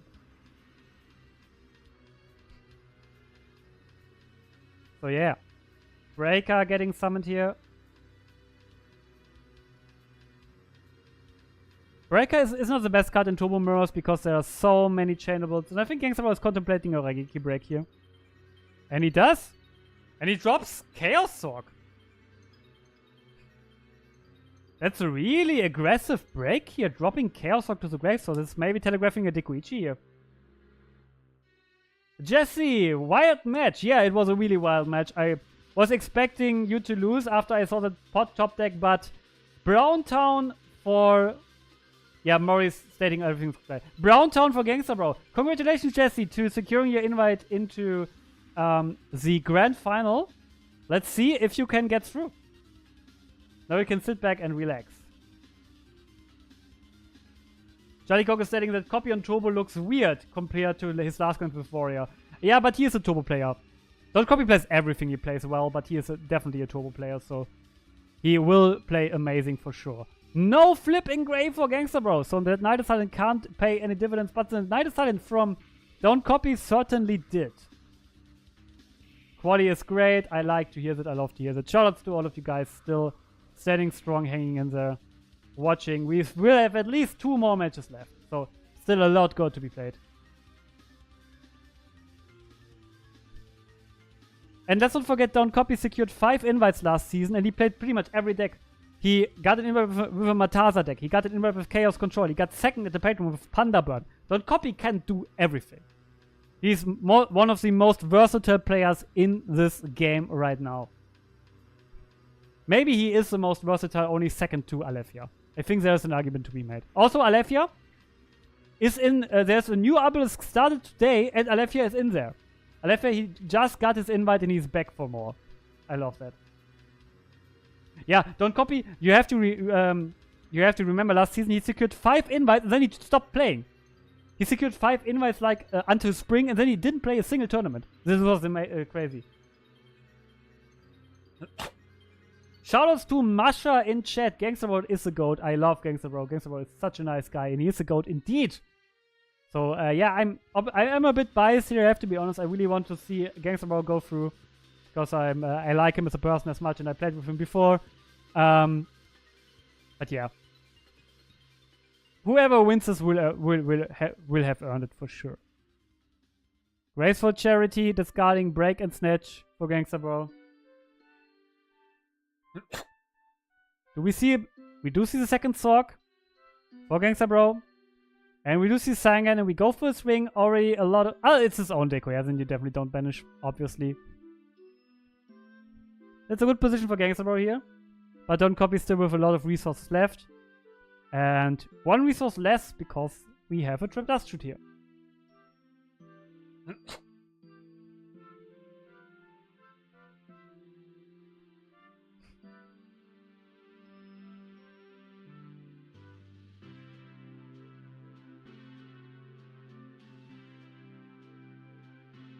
Also, Charlie Cock in chat, you did beat Don't Copy at Worlds Top 8 last year, right? I think you kicked out Don't Copy, if I remember correctly. I lost to Don't Copy in day 2 at Worlds last season. He went through me to top. So yeah, he's an amazing player, for sure. For sure. He also beat me 2 years ago for an invite in second to last season. Also remember that very vividly. That was a hard one. Jar of Greed from Gangster Bro. Nobleman of Crossout. Getting rid of Dekuichi by Don't Copy. Yeah, true. You catched him with Cypher Soldier. I remember that, Charlie. Your Cypher Soldier deck at Royals was something else. What a run you had. Oh, and Gangster Bro can even tribute his Sengen now for a surge and even more pressure. He really shows how you apply maximum pressure in the Turbo Mirror. Very good gameplay here by Gangster Bro. Don't Copy, still missing a light. He can't find his Thunder Dragon. Which is really bad for him.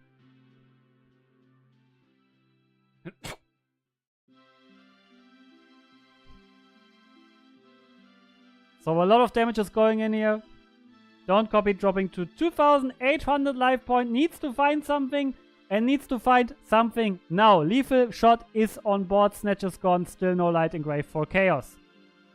Upstart Goblin is a top deck which gets you another card. But still nothing offensive to be done here. You do see a T-set. Can Gangster Bro push through that? To secure maybe a game shot here. Or maybe you will play it conservative. Just put Chaos Sork into defense. Attack with Spy maybe. Attack with Thunder Dragon into potential Spy. Then banish with Chaos Sork. And he just goes in. Smurfos gone. Smurfos is still in there. Gangster Bro is not respecting Smurfos. He just pushes. And it is a Spy indeed. So Don't Copy gets another Spy out of his deck. Which Gangster Bro can't deal with right now. He can deal with it next turn. If Chaos Sork sticks on the board. We do see a T-set now for Gangster Bro as well. Yeah, Cypher clearly was Charlie's MVP at last year's Worlds. I remember commentating the top card. That was wild. That was really wild. Heavy Storm from Don't Copy. Ragiki Break is chained. Getting rid of Gravekeeper Spy, Night Assailant, getting the other Night Assailant back. Still no light for Don't Copy. If he doesn't find the light, this might be all she wrote here. And there is it, Thunder Dragon! What a crucial top deck by Don't Copy. So now he's back in there if he finds the Chaos. Don't Copy will not go down without a fight, clearly here. And there is that Chaos now finally being able to hit the board. And it is a Chaos Sork. Being able to bench the Sork for Gangster Bro. How can Gangster Bro come back from this? This was devastating. What a top deck. I mean, there's triple Thunder Dragon in there. But you still need to find it. Also, Don't Copy now knows that there's no Night Assailant set on Gangster Bro's side of the field. Because one is in hand, one is in grave. We do attack the freshly set monster, which is the third Spy here. Gangster Bro is not able to clear the Chaos Sork just yet. He can set Night Assailant now, which he probably did. And Don't Copy finds Grace off the top with double Thunder Dragon in hand. What a sequence of top decks here from Don't Copy. Thunder Dragon into Grace. Gangster Bro now in shambles here. Invested a lot of resources to get ahead early. Couldn't close it out in time, and now Don't Copy is just finding the top decks he needs to. Delinquent Duo off the top. Gangster Bro loses. I mean, that was not... So he kept Night Assailant in hand. That's a very interesting play by Gangster Bro. So he maybe set the Magicians there. No Night Assailant by Gangster Bro. And that duo didn't do Don't Copy much good. So maybe you attack first and then do. I think you attack first and then do. You just check what's face down there for sure. So we attack over Thunder Dragon. And now Spy will attack the new set. This is probably Magician. This Magician! So Don't Copy with a sequencing mistake. Should have kept his duo until main phase 2 here. He maybe got a bit excited. And yeah, Gangster Bro now with Grace and an A in hand. So is maybe able to find everything he needs to pull this back here. just can't afford to draw another monster-only hand like he did in Game 3 against Jesse. Spy gets flipped up first. So he gets to thin out his deck even more. Which is nice to see here. Yeah, Goulash in chat also pointing out this might bite him. I think it will bite him for sure. Upstart Goblin was a pickup for turn. Gives Don't Copy some much needed life points. Which puts him out of ring on Chaos Hawk range. Yeah, Masha also pointing out a very, very good play by Gangster Bro to not set that in a. He really cooked with that play. With an A in Grace. Really well played by Gangster Bro. He really, really knows his way around the mirror match, but this is not surprising. He's such a good player.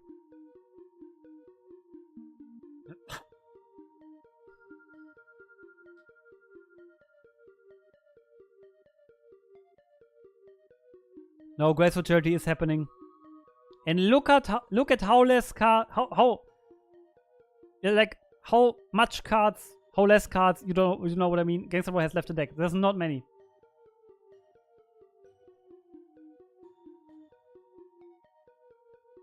And Ice Cream is wondering if you ever get back Snatch instead of Grace. I don't think you do with BLS and Rings still left in deck. But there might be an argument for it, Masha. I see it. So we have some attacks happening, and there is Magician as well for Don't Copy. So Graceful Charities are flying everywhere. If Don't Copy gets back Grace, that is, he could get back other cards. He could also contemplate get back maybe card destruction here to maybe get for a deck out win. Force out the cards against the but yeah, this would be kind of a niche play. Grace definitely seems to be correct here. Set monster set card for Gangster Bro. Pushing play back to Don't Copy, use now on 3 cards in hand. And there's that Graceful Charity, which we all expected to hit the board.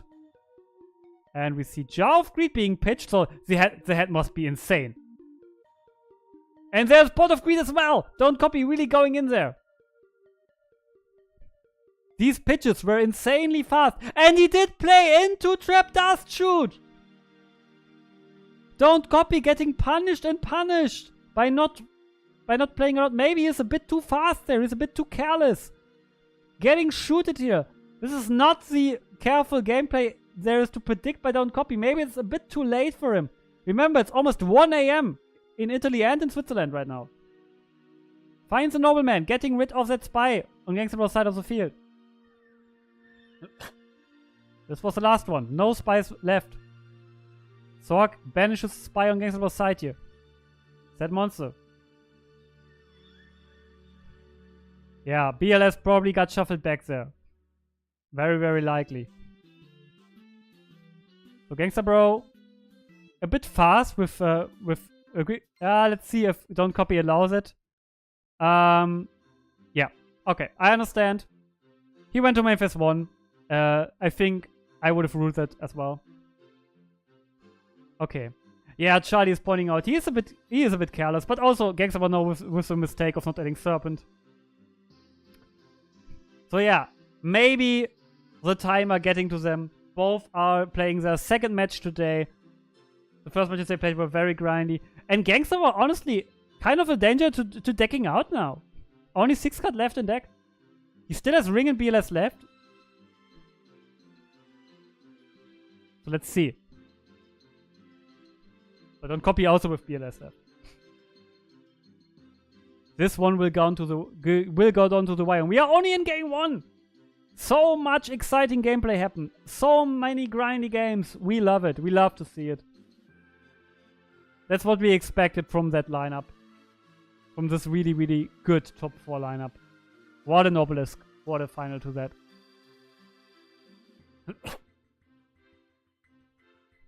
Loser of this match will be eliminated. Masha saying, I love seeing Chaos Turbo deck out. Yeah, that's a good sighting, definitely.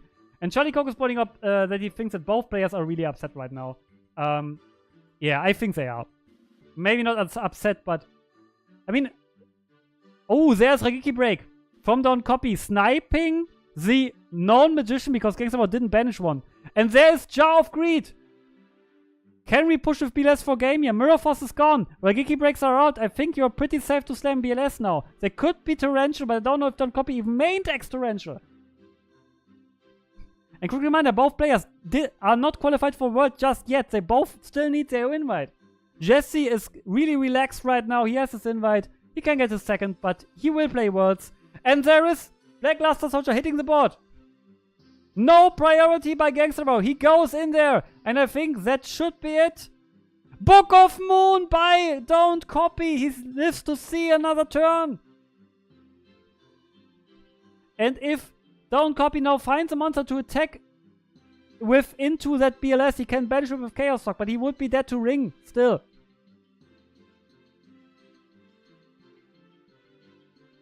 Hi, Tim Gio, shoutouts to you.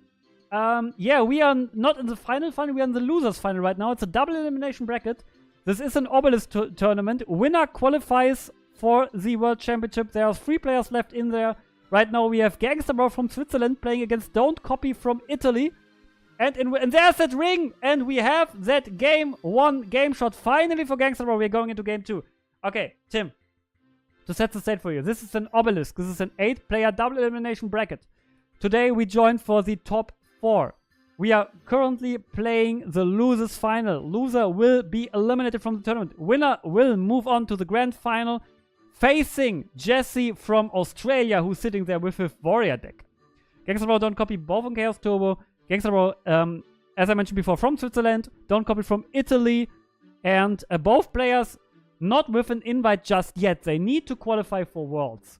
Still. Jesse S sitting in grand final. He has his invite already, but invites will not get passed down. If Jesse S wins, he will get his second invite, he will block an invite, and he will get better tiebreaks. Yeah, for sure, Tim, you're welcome. I didn't see you in Münster, by the way. I was there, but only shortly. I was only there for day 2. I was only there for the 3 vs 3. I was a bit sick that day, so I came, I played the tournament, and just went home. So, and Don't Copy opening up with Graceful Charity. Thunder Dragon Grace. What a cool sight to see. We didn't have a single match today which did not go to game 3, and there's a very high chance we will go to game 3 again. Look at this opening by Don't Copy. No German players anymore in the tournament. There's 1 Swiss player remaining, 1 from Italy and 1 from Australia. But we as a German community, we are definitely hoping that the Swiss player, which is Gangster Bro, goes through here. In the top 8 brackets, there was 1 German player. JCVD from Team Iron Goat was there, but he got eliminated after 2 rounds, unfortunately. Was not his tournament to win. Okay, Trap does shoot for our Swiss player Gangster Bro. Tries to be the 2nd Swiss player to qualify for Worlds this season. Also, Don't Copy is a very, very accomplished player. He got top 8 at Worlds last year. And Gangster Bro also one of the best players in the game. So this is a very, very stacked tournament here. Both players definitely deserving to be here. But we saw some misplays happening. Don't Copy with some mistakes in game 1, which we don't usually see from him. He's also playing very fast. So maybe there's some nerves going on. It's also very late for both players, obviously. It's almost 1 AM in Europe. Golem Sentry from Gangster Bro! What a tech card! I've never seen him play this! I love it! I love the Golem Sentry technology! Such a good tempo swing in the mirror match! If your opponent can't out it, you can basically prevent them from flipping anything. I love to see Golem Sentry. Big fan of it. Big fan. That definitely caught me by surprise. Shoutouts to Gangster Bro. I've never seen him Golem Sentry before. Yeah, the Goulash technology. Also, Akko is very surprised to see it. And now we are forced to use Rageki Break on Golem Sentry. This is how good this card is in this matchup. I literally have never seen Gangster Bro play Sentry before. Maybe that's Team Bones technology. He recently joined the Bones organization. So maybe they convinced him that it's a cool card. Also, Don't Copy a former Bones members as well. So both players either played or are playing for the Bones organization, which I also obviously also was a part of. I still am part of the organization, but I'm not playing Warlick for them this season. Graceful Charity number 2 from Don't Copy. You can have as much golden centuries as you want. If your opponent keeps recycling these charities, you will have a hard time. Discarding Upstart Goblin is such a power move. If you discard an Upstart, you really have an amazing hand. Nobleman on the newly set card, which is Gravekeeper Spies, so no. Let's get rid of all spies. Don't Copy. Can have... does not have anyone in deck left, so maybe there's one face down. Who played Drainburn today, Gulash? I believe one of the birds did, right? I saw it. Yeah, people are like... I really like that in this Warlick season, people are really getting out of their comfort zones and playing different decks. I mean, I played the Easy to Slay Your deck today. So, yeah. People are playing decks which are signature decks from other players, and I love it. I absolutely love to see players stepping out of the comfort zone playing other decks. Gucci! Yeah, Gucci played Burn before. So this is not the first time I saw Gucci play Burn. So going to Lockdown Burn seems like a logical step for him. Very, very interesting indeed. The Goulash technology, the Lockdown Burn.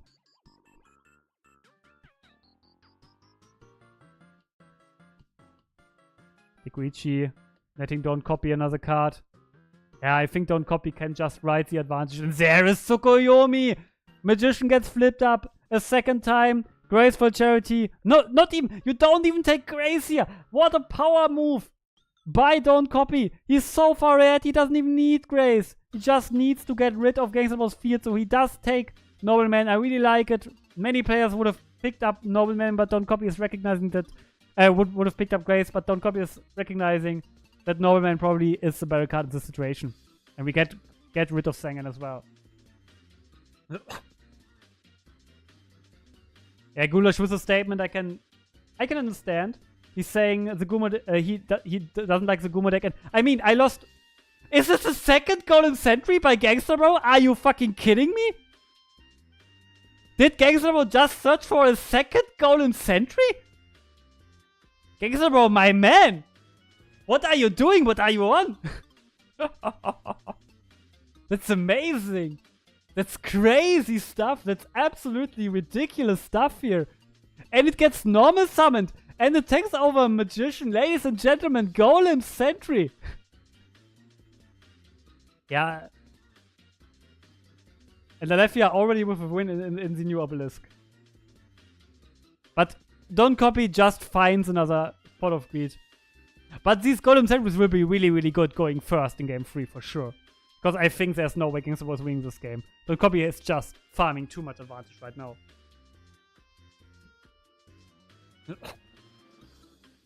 Yeah, that Gumo deck is really annoying. I mean, I lost my invite to it in an earlier Obelisk season, which was really, really, really, really annoying. But yeah, it's a good deck. Like, the deck which is so dangerous, like this thing which is so dangerous about the deck is, let me just, sorry for the ad happening. Need to recycle the soundtrack here. If this Easy to Say Your deck gets ahead one time, like you never come back from this. This is crazy how good this deck performs. And I mean, I had really sacky hands today, so yeah, I won. It did work. It did work, but let's see if I bring it again this season. Dekuichi going in for the double kill successfully though. But Gangster Bro is so far behind. He's fighting his heart out, and I respect that. But I think there's just no way for him to win this. He's just too far behind Don't Copy's advantage. I think we will go to a game 3 here for sure. Yeah. And that's a game shot. There was some lag happening. And is it game? Yes, it's game. And we are going to game 3 here. Don't Copy had way too much. Resolved Graceful Charity twice. But once. Recycled Nobleman 2 times. There's not much to be done if you are in Gangster Bro's shoes.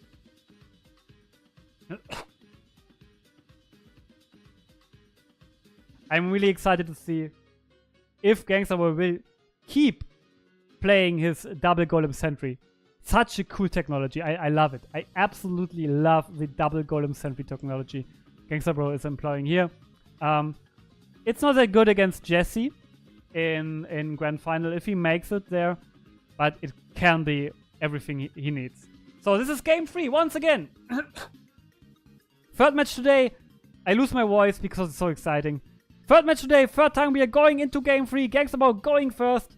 Winner goes to Grand Final. Loser is eliminated from the tournament and has to try to qualify at another tournament. Board of Greed and Upstart. 3 cards drawn by Gangster Bro. Is this Golem Sentry again? Trap Dust Shoot opening. The very, very good opening for Gangster Bro here in game number 3. No way. No way! Absolutely no way! Don't copy! Opening up triple Thunder Dragon! This is so rare! This almost never happened! And yeah, don't copy showing it for... What is this? What is happening here? Triple Thunder Dragon for don't copy! This almost never happens! This is so rare! This is so unfortunate for don't copy! How can he come back from this? Like, how can he come back from opening triple Thunder Dragon in game 3 in Losers Final?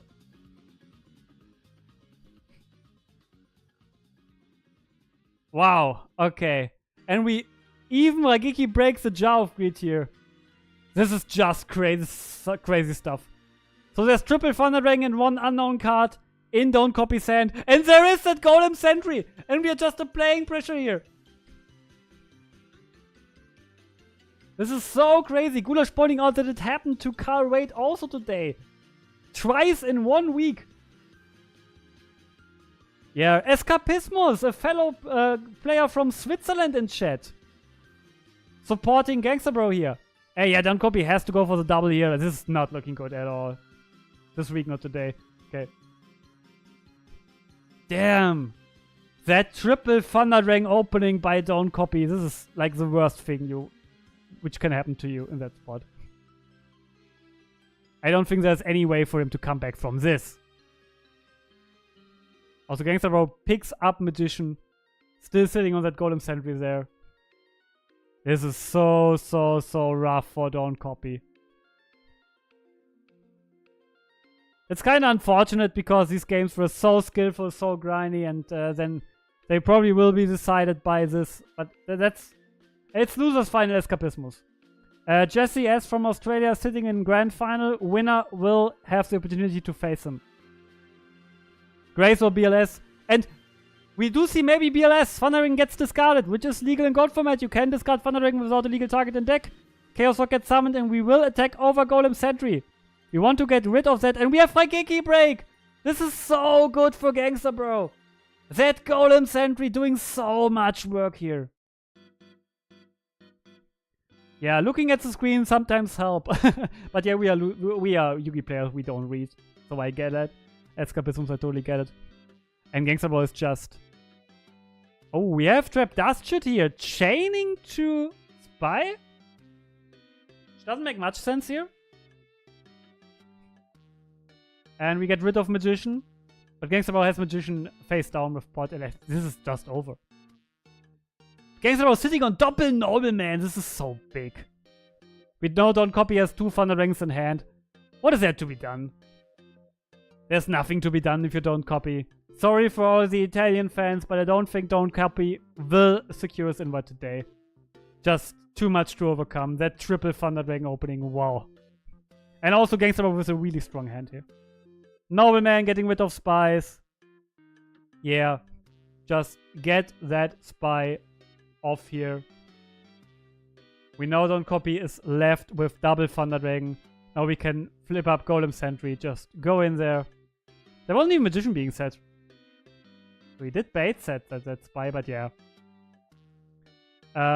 This is almost guaranteed game here.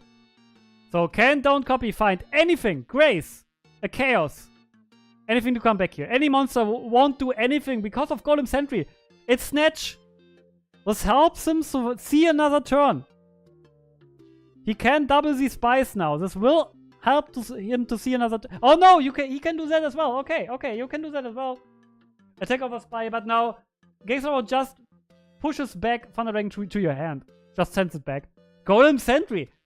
I love how much work Golem Sentry is doing here. I mean, obviously Don't Copy is not losing because of Golem Sentry. He's losing because of the triple Thunder Dragon opening. But Sentry definitely helps here. And I love to see it. Yeah, get that off the table. Go away, Thunder Dragon, go away. And we do see the attack. But there's still opportunity for Don't Copy to maybe find Grace from the top.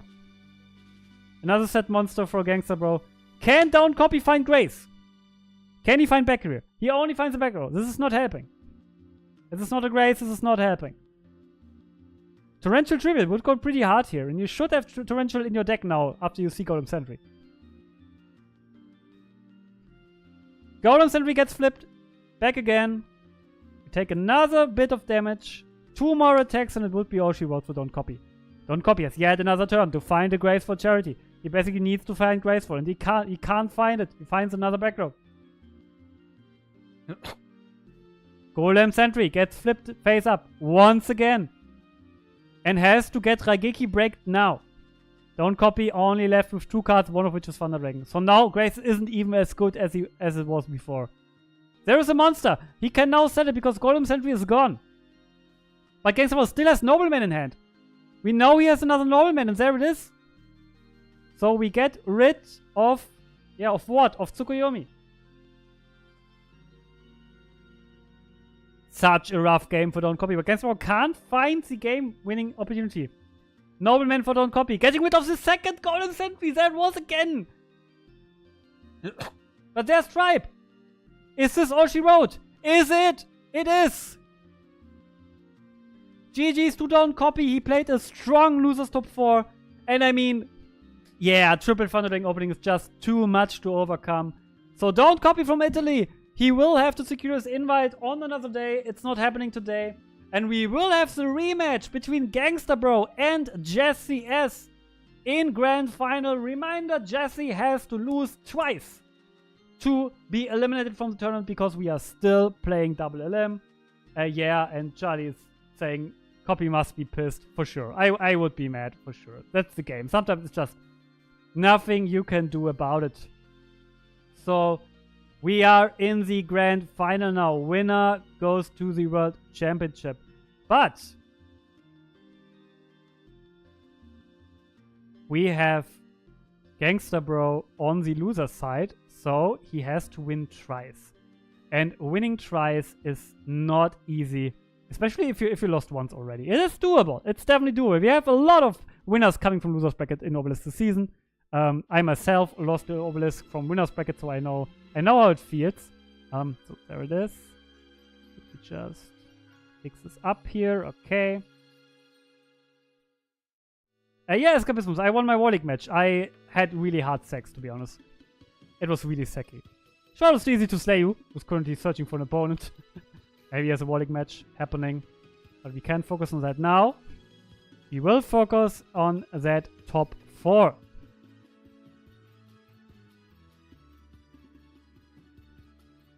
Okay. Shoutouts to Jesse S and Gangster Bro. Are they? No, they did not start already. So maybe they take a small break. I don't know.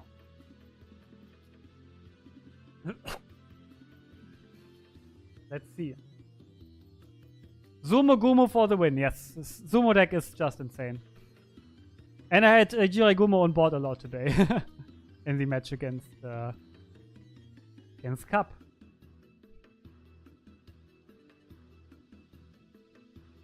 Okay. Don't know when they... Ah, there it is. There is a match. We join in. We are in the Grand Final of Obelisk. Number 55. Jesse S is in prime position to take this one down. To get his second invite to the Gold World Championship. And Gangster Bro wants to go to Worlds. After 1 year he couldn't. Let's do it. Let's do it indeed, guys. This could be the last match today, but it also could be the second to last. Because, again, Reminder, if you guys don't know how double elimination works, you have to lose twice to get eliminated from the tournament. Jesse didn't lose yet, so he has to lose twice to be eliminated. If Gangster Bro beats him, they will have a rematch. They will play once again. So Gangster Bro has to win twice in a row here. Can he do it?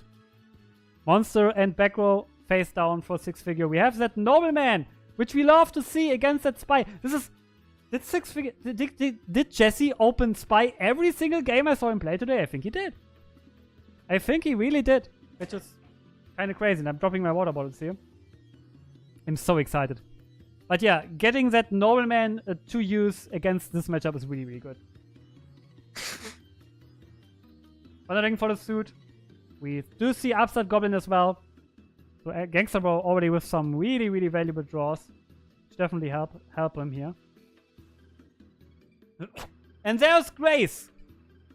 Gangster Bro does not want to play any more games. He really, really wants to get his invite now, and he knows he needs to find the best card, so his deck is providing him with it. It's really good for him. Good for all the Swiss players and the German players.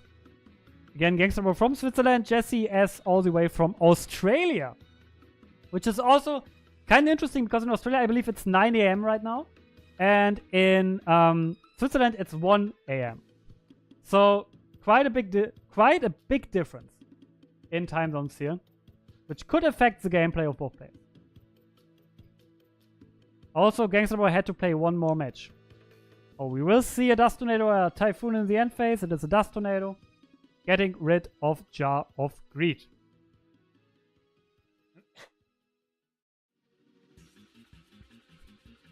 I really want to see a deck with double Golem Sentry and sideboard qualify for Worlds. This would be epic.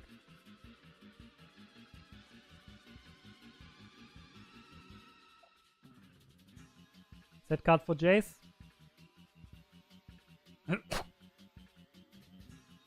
Another set card. Play it back to Gangster Bro.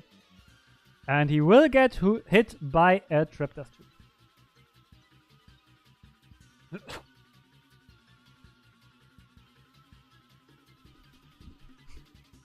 So we started today with 2 Italians, 1 Swiss player and 1 Australia player. 2 Italians were knocked out. So only Gangster Bro and Jace are left. Jesse, not Jace. Damn it. This will happen to me time and time again. It's Jesse. It's on the screen. Just need to read. Damn it.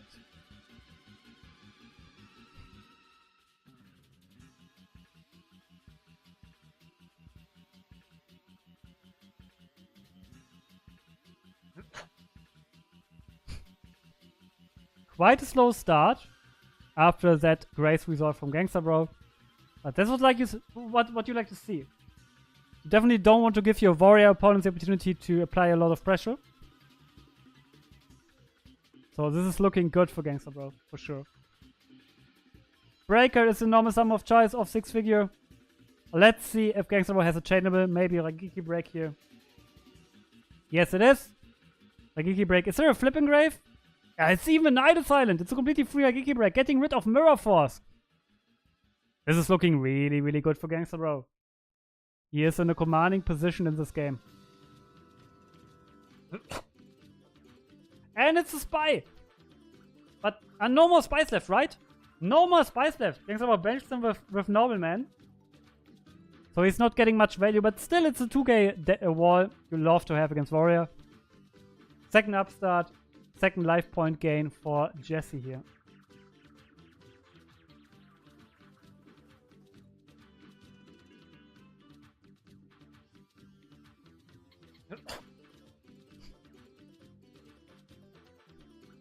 Set monster for Gangster Bro. So Jesse is sitting on quite a lot. 3 cards in hand. With these beautiful Max C sleeves. Max C would be an awful card in gold format. Nobody would play it. Which is kind of interesting. So, and we recycle Graceful Charity with Night is Silent in hand and Night is Silent engrave. This is a Gangster Bro town and we are all living in it. It's looking really, really good for Gangster Bro. He even has another Thunder Dragon also left. This is so, so good for Gangster Bro. I think the writing's on the wall in this one. Don't know if there's a way for Jesse to come back out of this game one, particularly. Yeah, NA recycles NA, Thundering gets discarded.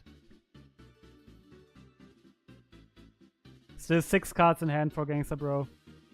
No more Thunderings, no more useless cards. Triple back row for Gangsta Bro. These are a lot of back row cards. Resolving Shoot against Warrior is such a nice feeling. And he gets rid of something. We don't see it. We don't know what the other cards are in Jesse's hand. Maybe Jesse is doing us a favor and typing it. Thank you, Jesse. It's Snatch Steal, Call of the Haunted, and Nobleman of Crossout. These are the cards in Jesse's hand. We really appreciate keeping us up to date here. He's a man of the people, man of the streamer. Nobleman getting rid of Dekuichi.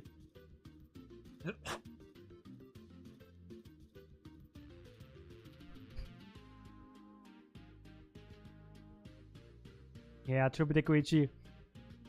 Leaving Gangsta Bro's deck here. I think he is Escapismus. Escapismus is asking if Jesse is on the Warrior Smokescreen Turbo deck. I think he is, but I can't confirm it because he didn't smokescreen in the first match we saw him play. But Spy main deck is kind of a tell he maybe is. But if he is, he didn't show it in the first match he played against Gangsta Bro. Maybe he will show it now. Let's see. And Gangsta Bro is just ripping Jesse's resources apart. Snatch Steal is gone now, so we know that there's a Call of the Haunted set. Which doesn't even have a target right now. No, it doesn't. Break, hitting the other one. We know that's not a call.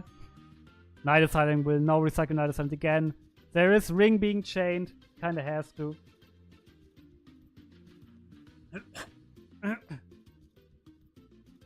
So we know that Jesse is now left with Call of the Haunted and Breaker. And there's Chaos Sorg.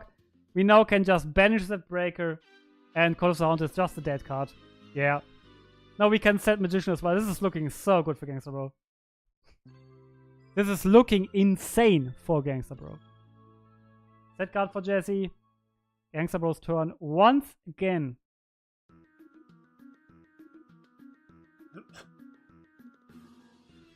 Magician gets flipped face up. Gangsta Bro playing around shoot. Which Don't Copy didn't. And which bite him in that game too in that losers final. Which did pass the way for Gangsta Bro to get in that grand final. In which he is now thriving here in game 1. Such a dominating performance in game 1. What did we discard here? Not even Night Assailants are gone now. Okay. So we did discard Thundering and Serpent.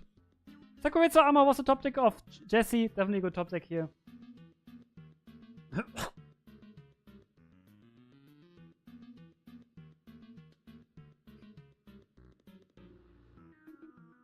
So only Magician attacks. Jesse still on plenty life points. And now a Warrior would be a decent top deck here because he still has Call. Or can call it back. We only see a pass. This could telegraph a BLS. Pot of Greed for Gangsta Bro. Another 2 cards are now being drawn by him. And now there is a Chaos hitting the board. Gangsta Bro only on 9 cards left in deck. There is Chaos Sorg. He knows he doesn't have to fear the back row. It's the Call of the Haunted, it's confirmed. Information you get from Dust Shoot is so valuable indeed. See a monster, we see a face down Spell Trap.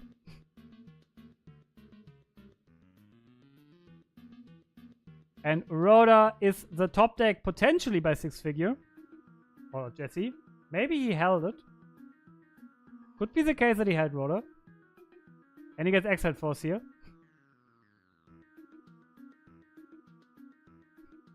I need Snow in the tank.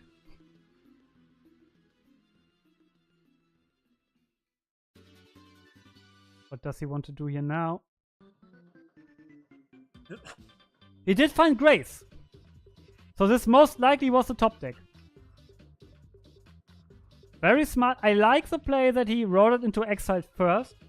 Because with Call of the Haunted set, Exiled is a great card to call back. And you also thin out your deck to draw into more power cards. So I really, really like the play Jesse just did. It's really showing why he is sitting here in the grand finals. This is definitely not an accident, him being here.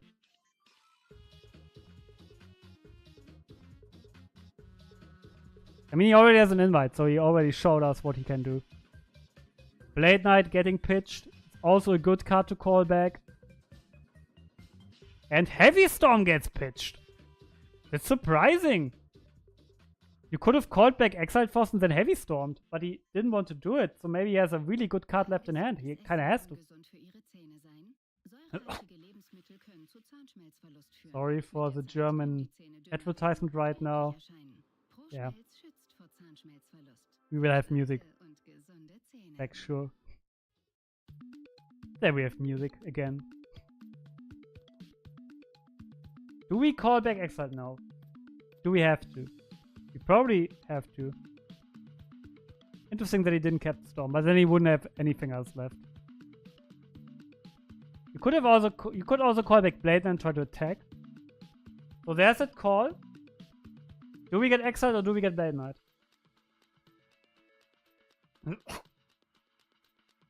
That's a big question here. We do get back Blade Knight. Mirror Force is the only real punch. I mean, Ring also would kind of suck. Double Break is out already. No response by Gangster Bro. Jesse hanging in there. Typhoon getting rid, and I think we just have a BLS now and win. Yeah. I think Gangster Bro is just winning this now. He has Light Dark, right? Yeah, of course. Plenty.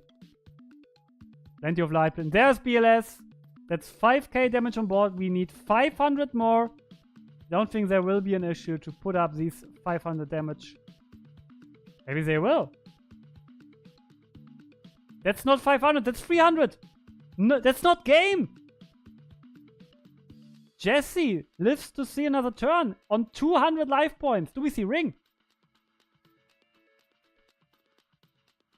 No. So a Snatch top deck would kind of hurt here now. What can Jesse find now? Is there any way for him to come back here? There's level 2, and yeah, that's over. Okay. And Jesse concedes while attacking into BLS, going down in style, and we are going into game 2. Once again, very shameless reminder, very, very shameless plug. I know I have some watchers who are generally not watching this channel because I mostly do content in German. But even if you don't speak German, please, please, please leave a subscription there. Subscribe to my channel. I am very close to that 1k subscribers. YouTube allows you to monetize your videos as soon as you have 1k subscribers. So it's a really, really big benchmark for me. And if I would have 1k subscribers, this would allow me to earn some money back with that channel, which I then could put back into the GOAT community Germany, into GOAT community in general, into the GOAT format. So if you want to support me, if you want to support the GOAT community Germany and GOAT community in general, please leave a subscription, share the channel, show it to your friends. Let's get to 1k. Okay, we go to game 2 now. Both players didn't waste much time sideboarding. I mean, they played before. They know what they want to do. Still, the question is open if Jesse is on a smoke screen or not. We don't know yet. We certainly don't know just yet. That's kind of exciting, to be honest. It's really, really exciting. And thank you to the guys who actually did subscribe. I got some new subscribers today. So thank you, thank you, thank you. Really appreciate you guys supporting this channel. Thank you, thank you, thank you. Okay.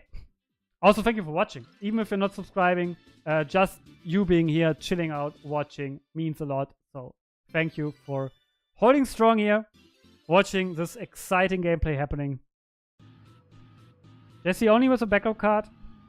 Gangster Bro with 6 cards in hand right now. He wants to get us to the bracket reset, which would happen if Gangster Bro wins this game. Heavy Storm. Do we see a chainable card? No, we don't! How aggressive is Gangsta Bro's hand? Thundering is pitched. Oh, only one TD. Gangsta Bro opening up with double Thundering, not quite triple Thundering, but double Thundering also unfortunate here. Not a good opening for for Gangsta Bro.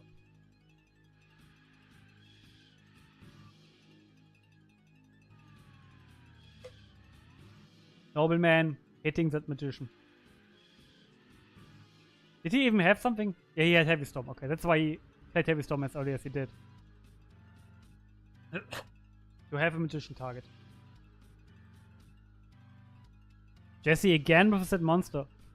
You could really think about keeping Nox in against Jesse because he very, very frequently sets monsters.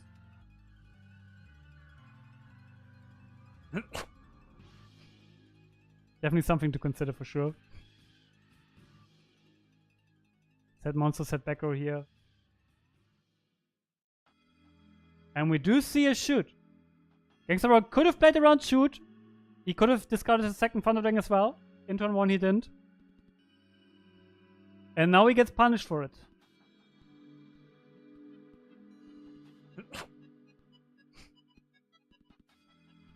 Jesse is able to resolve that trap dust shoot.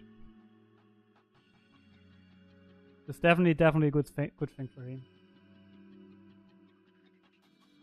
Oh, and he does hit BLS here.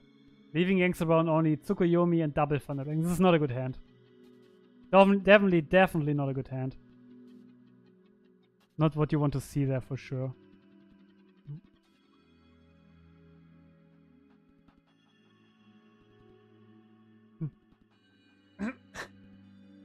Jar of Greed is getting another draw.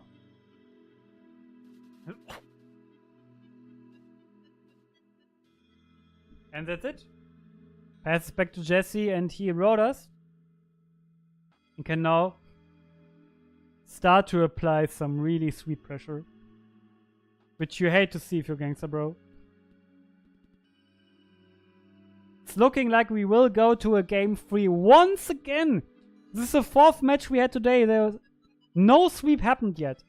Every match went to game 3. This is a testament how skilled these players are. How close the skill level of these 4 players is. And how exciting these matches have been. Magician is a great card. Getting to pick up Rhoda here. And now we go in with Warrior Lady. We go in with Magician. Jesse is just cruising here. Just cruising. What can Gangsta Bro even do here? You could actually... You could summon Tsukuyomi now, flip back Magician and take over it.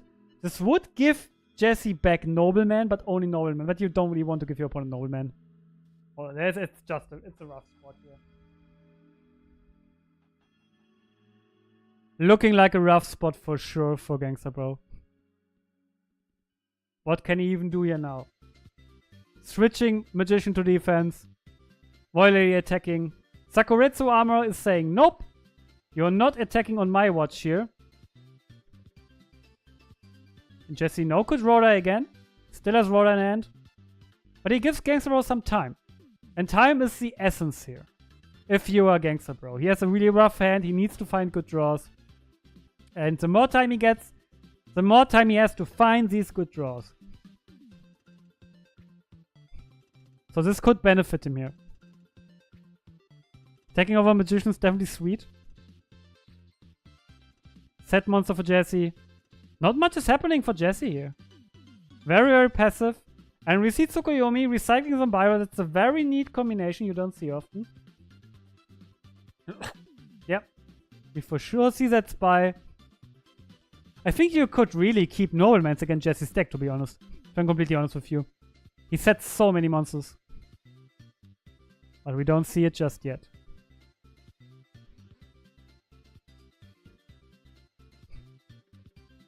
Gangsta Bro is kind of back in this. Can recycle Zombiro again with Tsukuyomi next turn. Can once again attack over the spy if Jace can't find any back row. He still has Rhoda in hand, so he has access to every warrior in his deck. Except BLS, of course. So he has the complete warrior toolbox at his disposal. Question is, when does he use it? Right now he doesn't seem to want to use it. But it can happen any minute. Sure.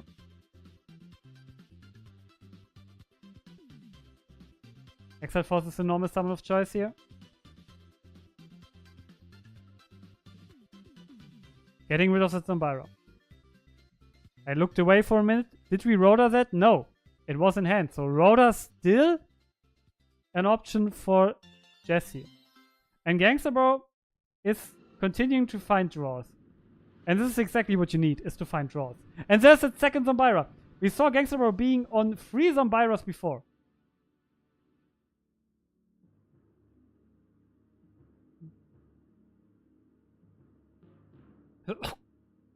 Escapism is pointing out that there are quite a few players where it would be good to keep in Nox again. For example, Dueling Eye, who always boards in Triple Spy. Killer, who likes to board Green Kappa and Spies. And Morphing Jaw. Morphing Jaw becomes more and more a staple of warrior players. And we didn't saw Morphing Jaw for Jesse. We saw Morphing Jaw for Bao earlier today. But Bao already eliminated. He can't flip Morphing Jaw right now. And Gangster kind of back in this. He gives himself a lot of time, and if he finds Grace, he's in a really good spot. Maybe we could have our very, very first 2-0 of the day. Could happen. Gangster Bro is on a good path to it, but Jesse's still with so many options left at his disposal. We know about Rhoda. And he goes with Tribe. Okay. This will clear out Zombira. No Solems for Gangster Bro. We lose Zombira out of the hand. Get rid of that Zombira.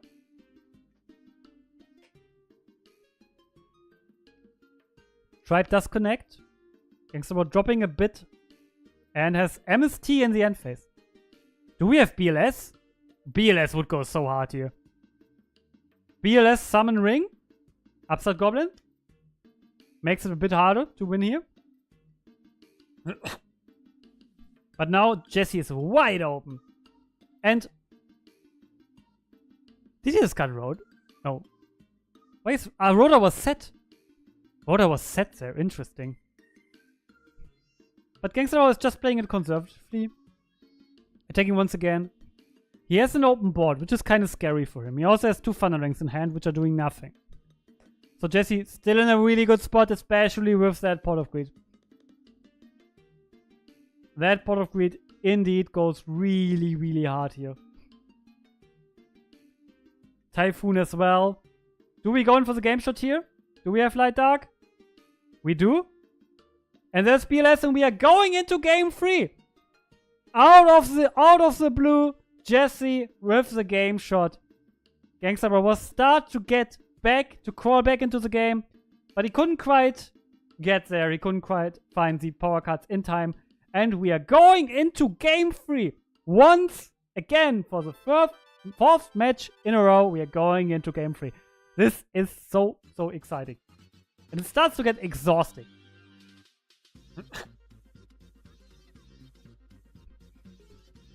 2.5 hours of gameplay straight, back to back to back to back.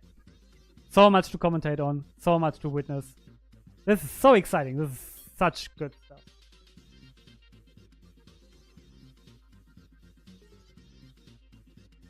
I need to drink more water.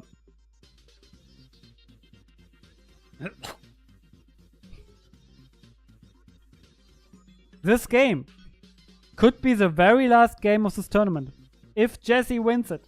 He wins the tournament, secures his 2nd invite, claims it for Australia, claims it for all the warrior players in the world. If Gangster Bro wins this, we would have a bracket reset and go to a final match between these 2 players.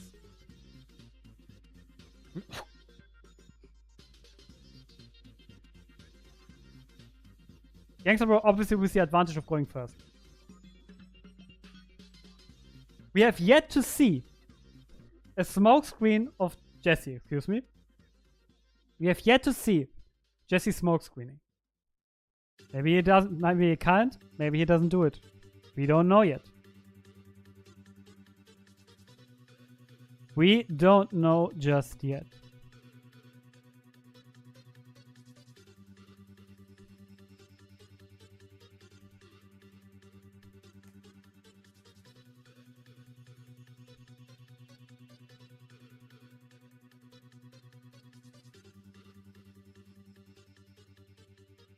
Okay.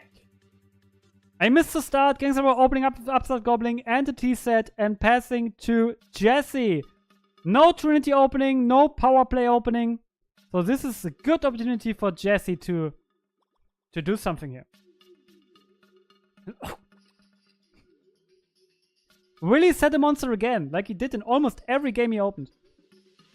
He had a spy opening almost every single game he played today. He opens with Rhoda instead, giving him the opportunity to either get level 2 or Exiled Force out of the deck, or Blade Knight, but we go with level 2, no Exiled Force. No respect for the back row here. Sengen, Sakuretsu armor would be punishes. There's Sakuretsu armor.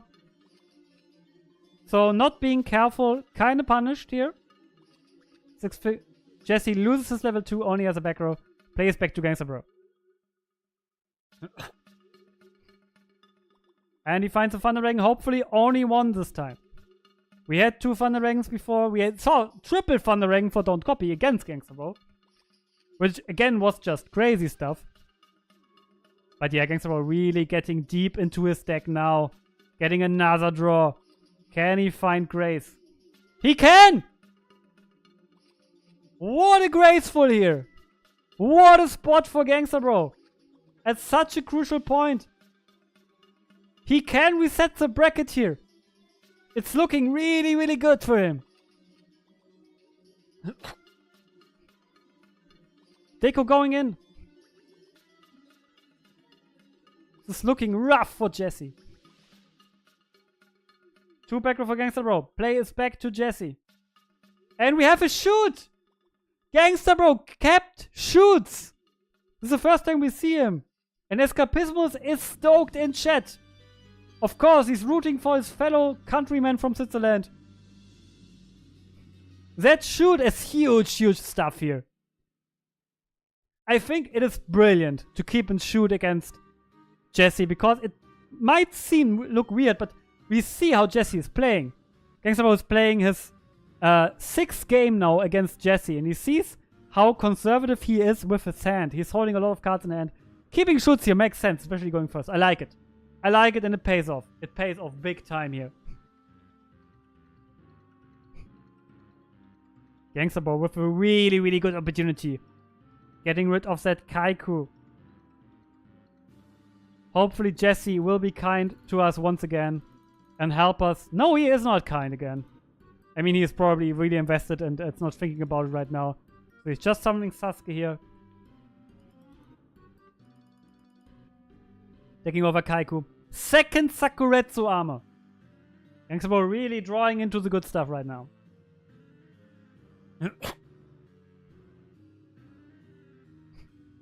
He really draws into the good stuff. Spy is flipped. Only seems like it's a matter of time until we will go into the bracket reset. He still respects Mirror Force here. He doesn't know about the face down, so it's definitely safer. Oh, we do see Torrential. So we're still in main phase. Gangster Bro knows the complete hand of Jesse. Will he commit a chaos now? Can he safely push here? There was an important Torrential here for Jesse to not get behind even further here. Just a pass. Pass on an open board. No follow-up. No normal summon. Nothing.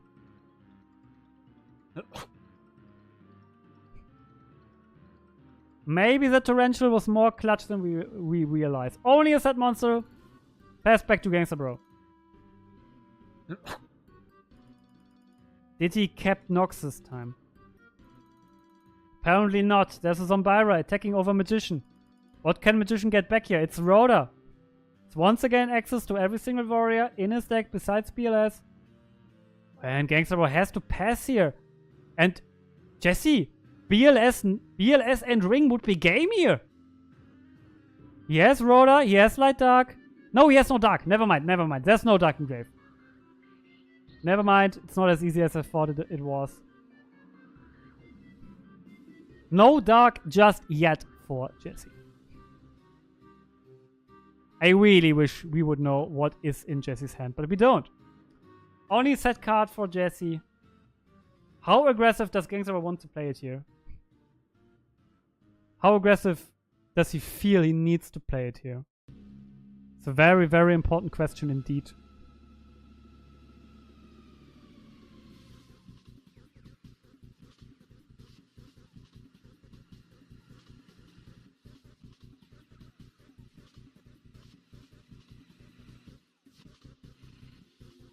Gangster Bro in the tank here.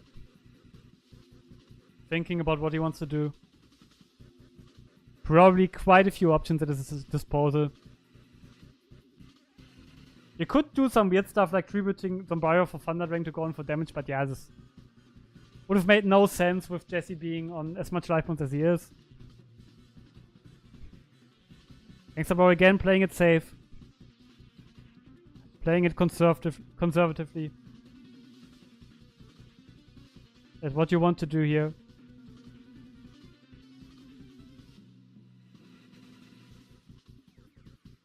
It's crazy how close these games were so far. So many tight games. So much happening.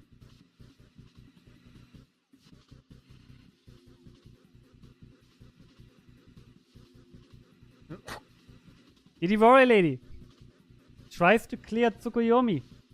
And Tsukuyomi, with a smart move here, books at Zombara. Resets it. Guess I could have gone for damage there, but elected not to do it. Don't know why. Torrential was gone, so no real punish. Maybe he wanted to fish for a nobleman. And now Zombara is going for the double banish. Which is happening here. Both players are pretty even on resources here. Because Gangster Bro has 6 cards, but 2 of them are Thunder Ranks. So only 4 real cards here for Gangster Bro. Another Zombara. That triple Zombara. He always has it at his disposal. Really puts the work in here for Gangster Bro.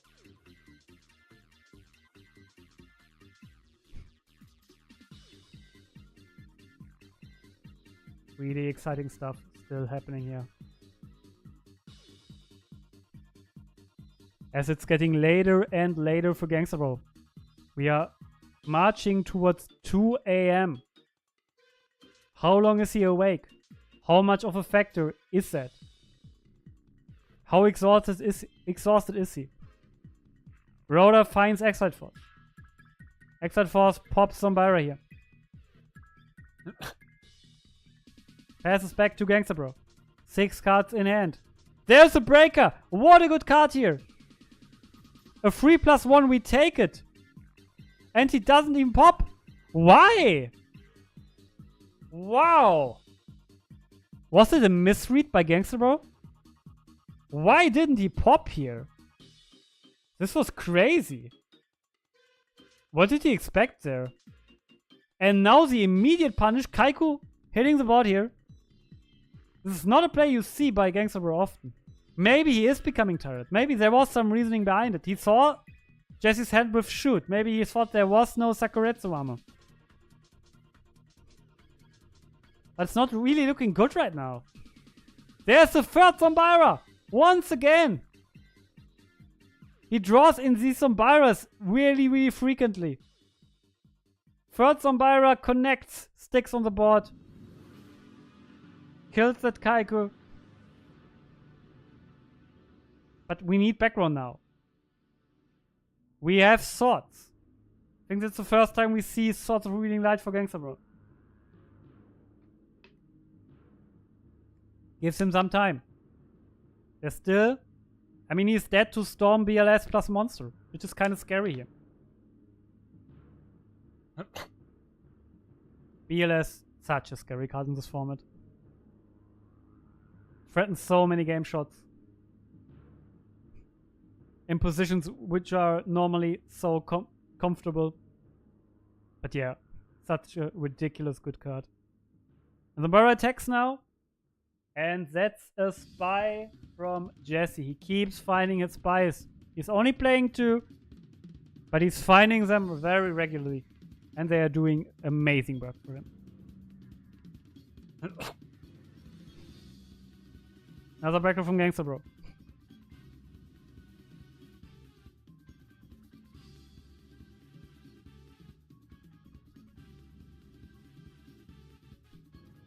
So much stuff is happening here. Can't wait to witness the end. I mean, seemingly every single game we had today was close. I mean, there was a triple thundering open by Don't Copy, but every other single game and every match went to game 3. It's crazy how intense this Obelisk is. And there's a mind control. If we hit a good card, this could swing the game and maybe the tournament in Jesse's favor. What do we hit? We hit the Magician! And I think Jesse is in a winning position now. This maybe was the swing he needed. This would have been a grace also for Gangster Bro. What a crucial mind control here. Gangster Bro tried to catch that mind control with Tsukuyomi, but he wasn't successful catching it. And there it is, there it was. Can Jesse prevent the bracket reset and just go through here? It's looking like it. It's looking like he is in a really good position to do so.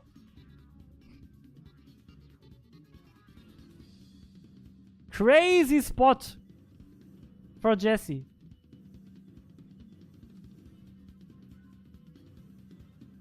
Okay, Gangster Bro now needs to go on the offense, and he does so. There is his first chaos of this game. Chaos Hawk hitting the board. Banishing that spy. Magician into defense. Back row from Gangster Bro.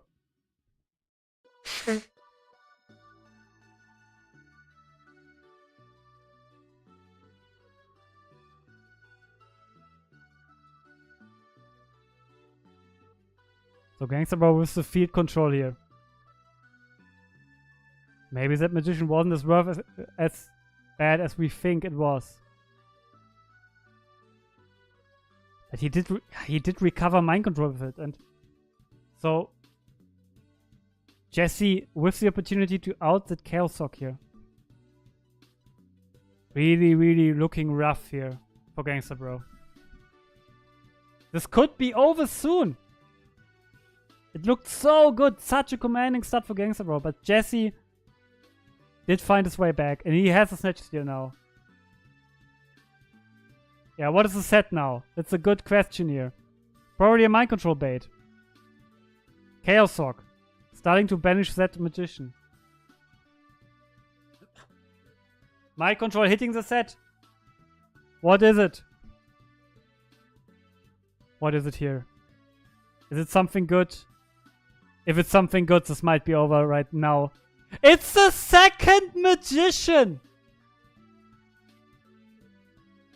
I think that's it, guys. I think Gangster Bro cannot come back from this. How? How could you come back?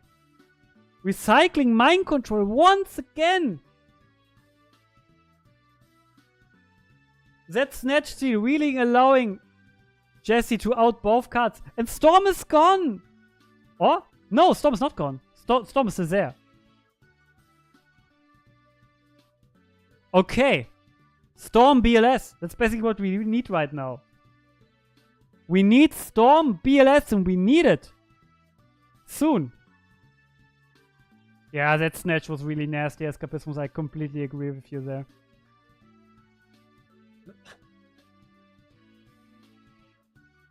Such a rough position for Gangster Bro now. I can't help but feel bad for him. This is looking really, really rough. Can he come back here? And if how? How can he come back here?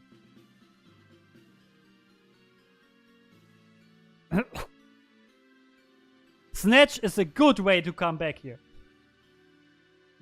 We have not seen Solemn yet by Jesse, so maybe there's a Solemn face down. Or Dust Tornado or something like that.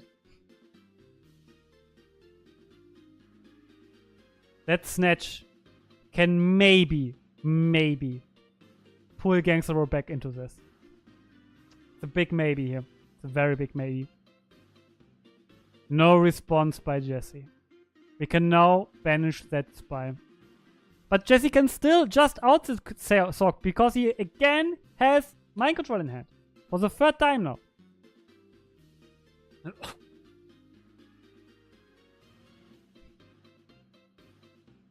Oh.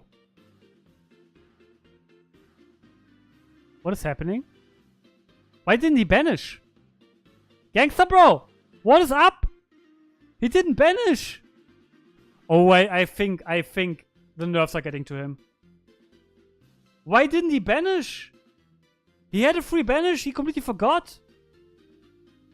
He didn't banish, right? No, he didn't. He didn't banish. This is not a mistake you see often from Gangster Bro. This is crazy. What is happening? I can't believe Gangster Bro forgot to banish here. I can't believe he just forgot to banish. Maybe I'm missing something, but I think that was just a really big mistake here. And this could very well like be the nail in the coffin here. Jesse in such a commanding spot right now. How can he even lose from that point on? Typhoon. Getting rid of widespread. We are going in now. Mind control. That's Thunder Dragon. Why would you mind control? Why would you mind control Thunder Dragon? Why would you mind control Thunder Dragon here? Or did he banish? Oh, okay. Okay, I'm sorry, guys. I see what was happening. Okay. I completely missed what was happening. I thought Gangster Bro tributed his Chaos Sork for Thunder Dragon. No. He banished Sork. Okay. He banished Sork. This is what was happening. He was afraid. Okay. I'm really sorry, guys. I completely missed that play. It's 2 AM for me as well. I completely missed that. Okay. So that explains it. Okay. Oh, that is BLS for Jesse. This is looking really dire for Gangster Bro now. I think that's just it, right? Is it over? I don't think it's over. He thinks on position, so no game just yet. I think that might be all she wrote. Snatch is gone. That BLS probably will be the beginning of the end of this match, and I think we will have a winner very soon. There's BLS hitting the board.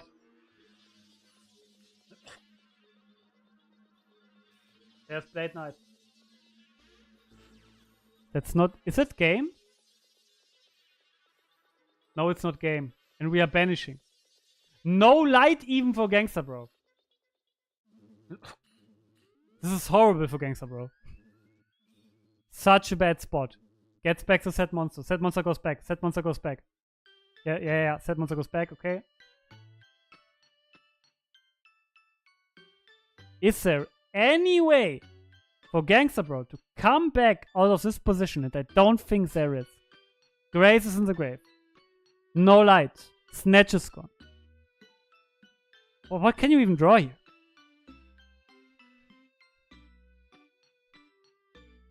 What can you even draw here? I wish it was more exciting, more closer, but I don't think it is. I really think it is just all she wrote. Gangster Bro needs to find the best sequence of cards I have ever seen. He needs to start with Pot. He probably needs to right now. Jesse knows exactly what the set monster is, so maybe he can just attack overage for game. There's only a set card here for Gangster Bro. And that's it. Oh, I don't know. Okay, Ring certainly helps. Ring is a good card here. But it puts Gangster War really low. And Jesse finds bot. Wow.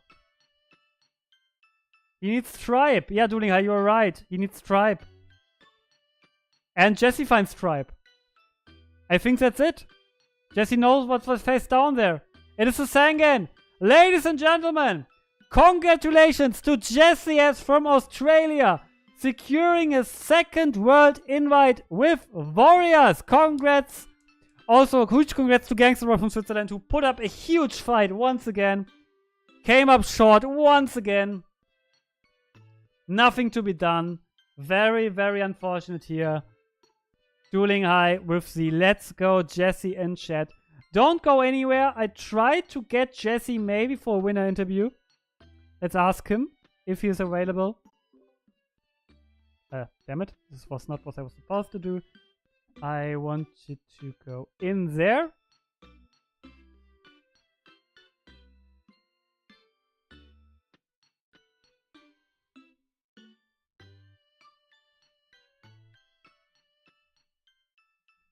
BD, a fellow Australian, also in chat. Massive also there.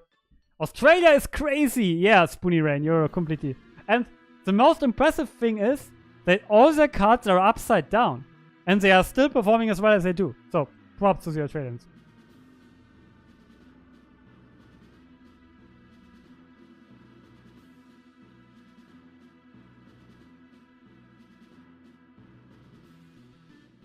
So,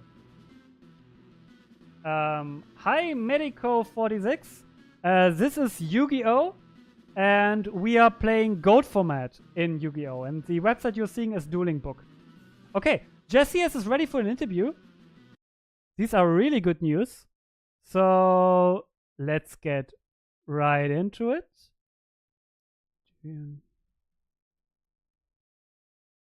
Okay. Congrats, Jessies. We have the congrats, Jessies in chat. So, okay. So let's just go.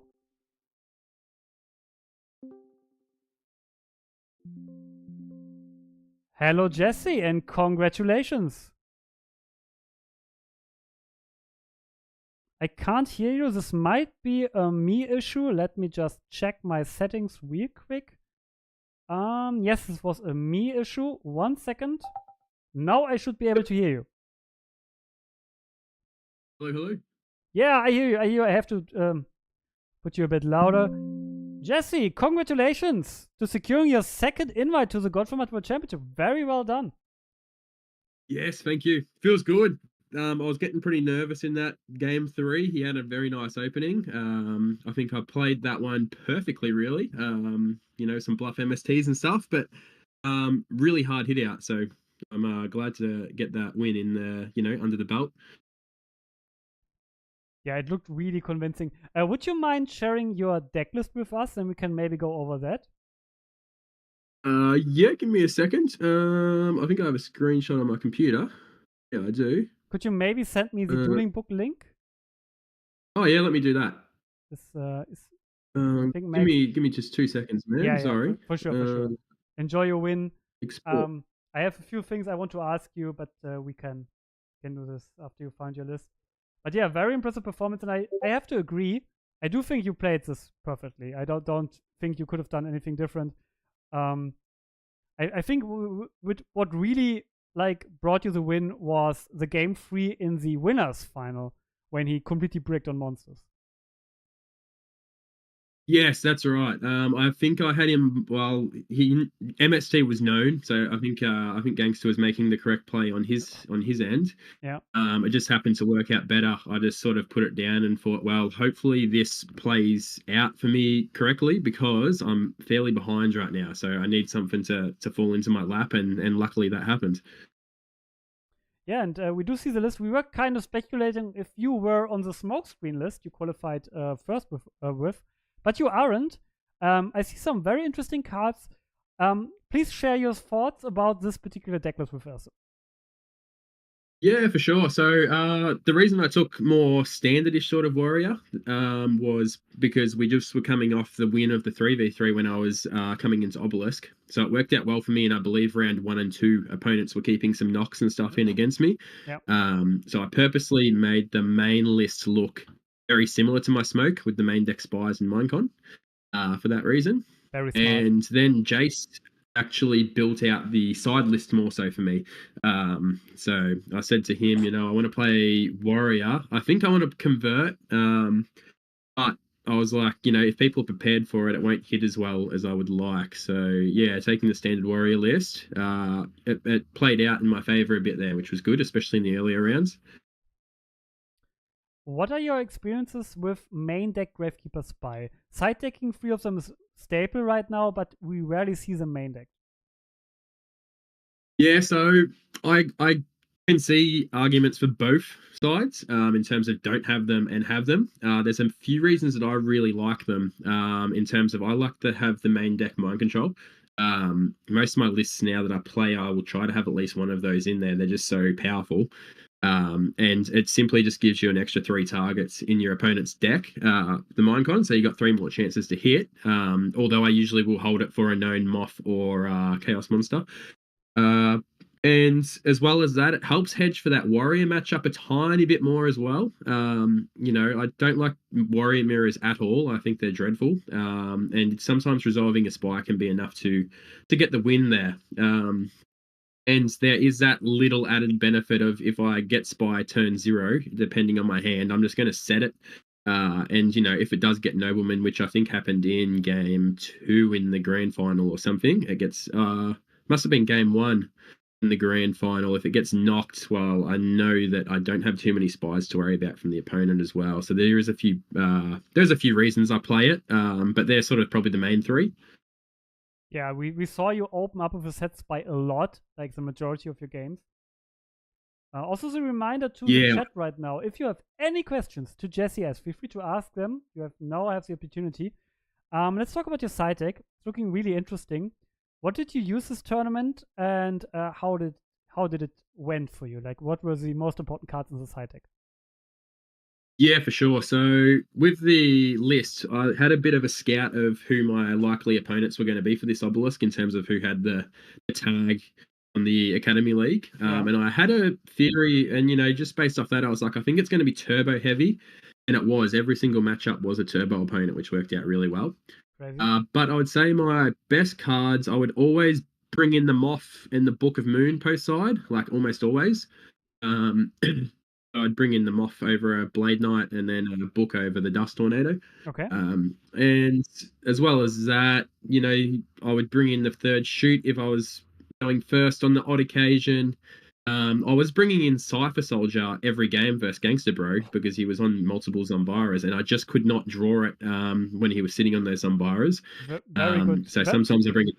Very good catch because he was playing triple Zombiras even. That's right. So I was bringing that in to mix my sets a little bit and hopefully, get a crash over, but I just couldn't draw it. But yeah, I'd say my best cards that performed for me in the side was just simply the Moth, the Book of Moon, and probably honestly the third Saku. I like having that in against like opponents like Gangster Bro who were, as we said, on the 3 Zombiras and things like that.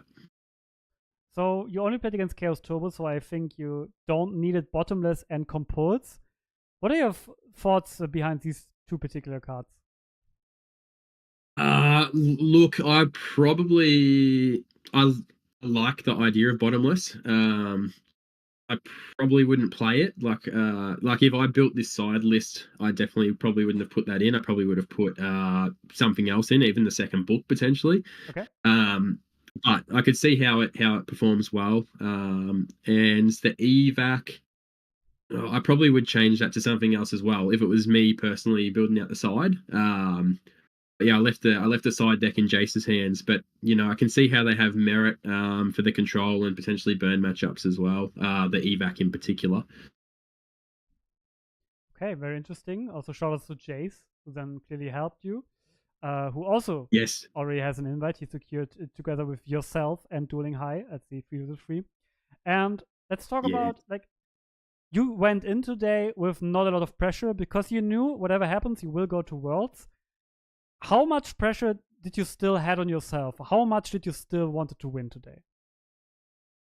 It was very important for me to win today because the 3v3, although it was an amazing feat winning, I wanted to get an invite, on my personal name as well, without like as much as the team one being very, very special to me. I was like, I also would love to get one this year that was just an individual effort also, just to really make myself feel like I had earned it. So I had a fair bit of pressure going into it myself, like going into this.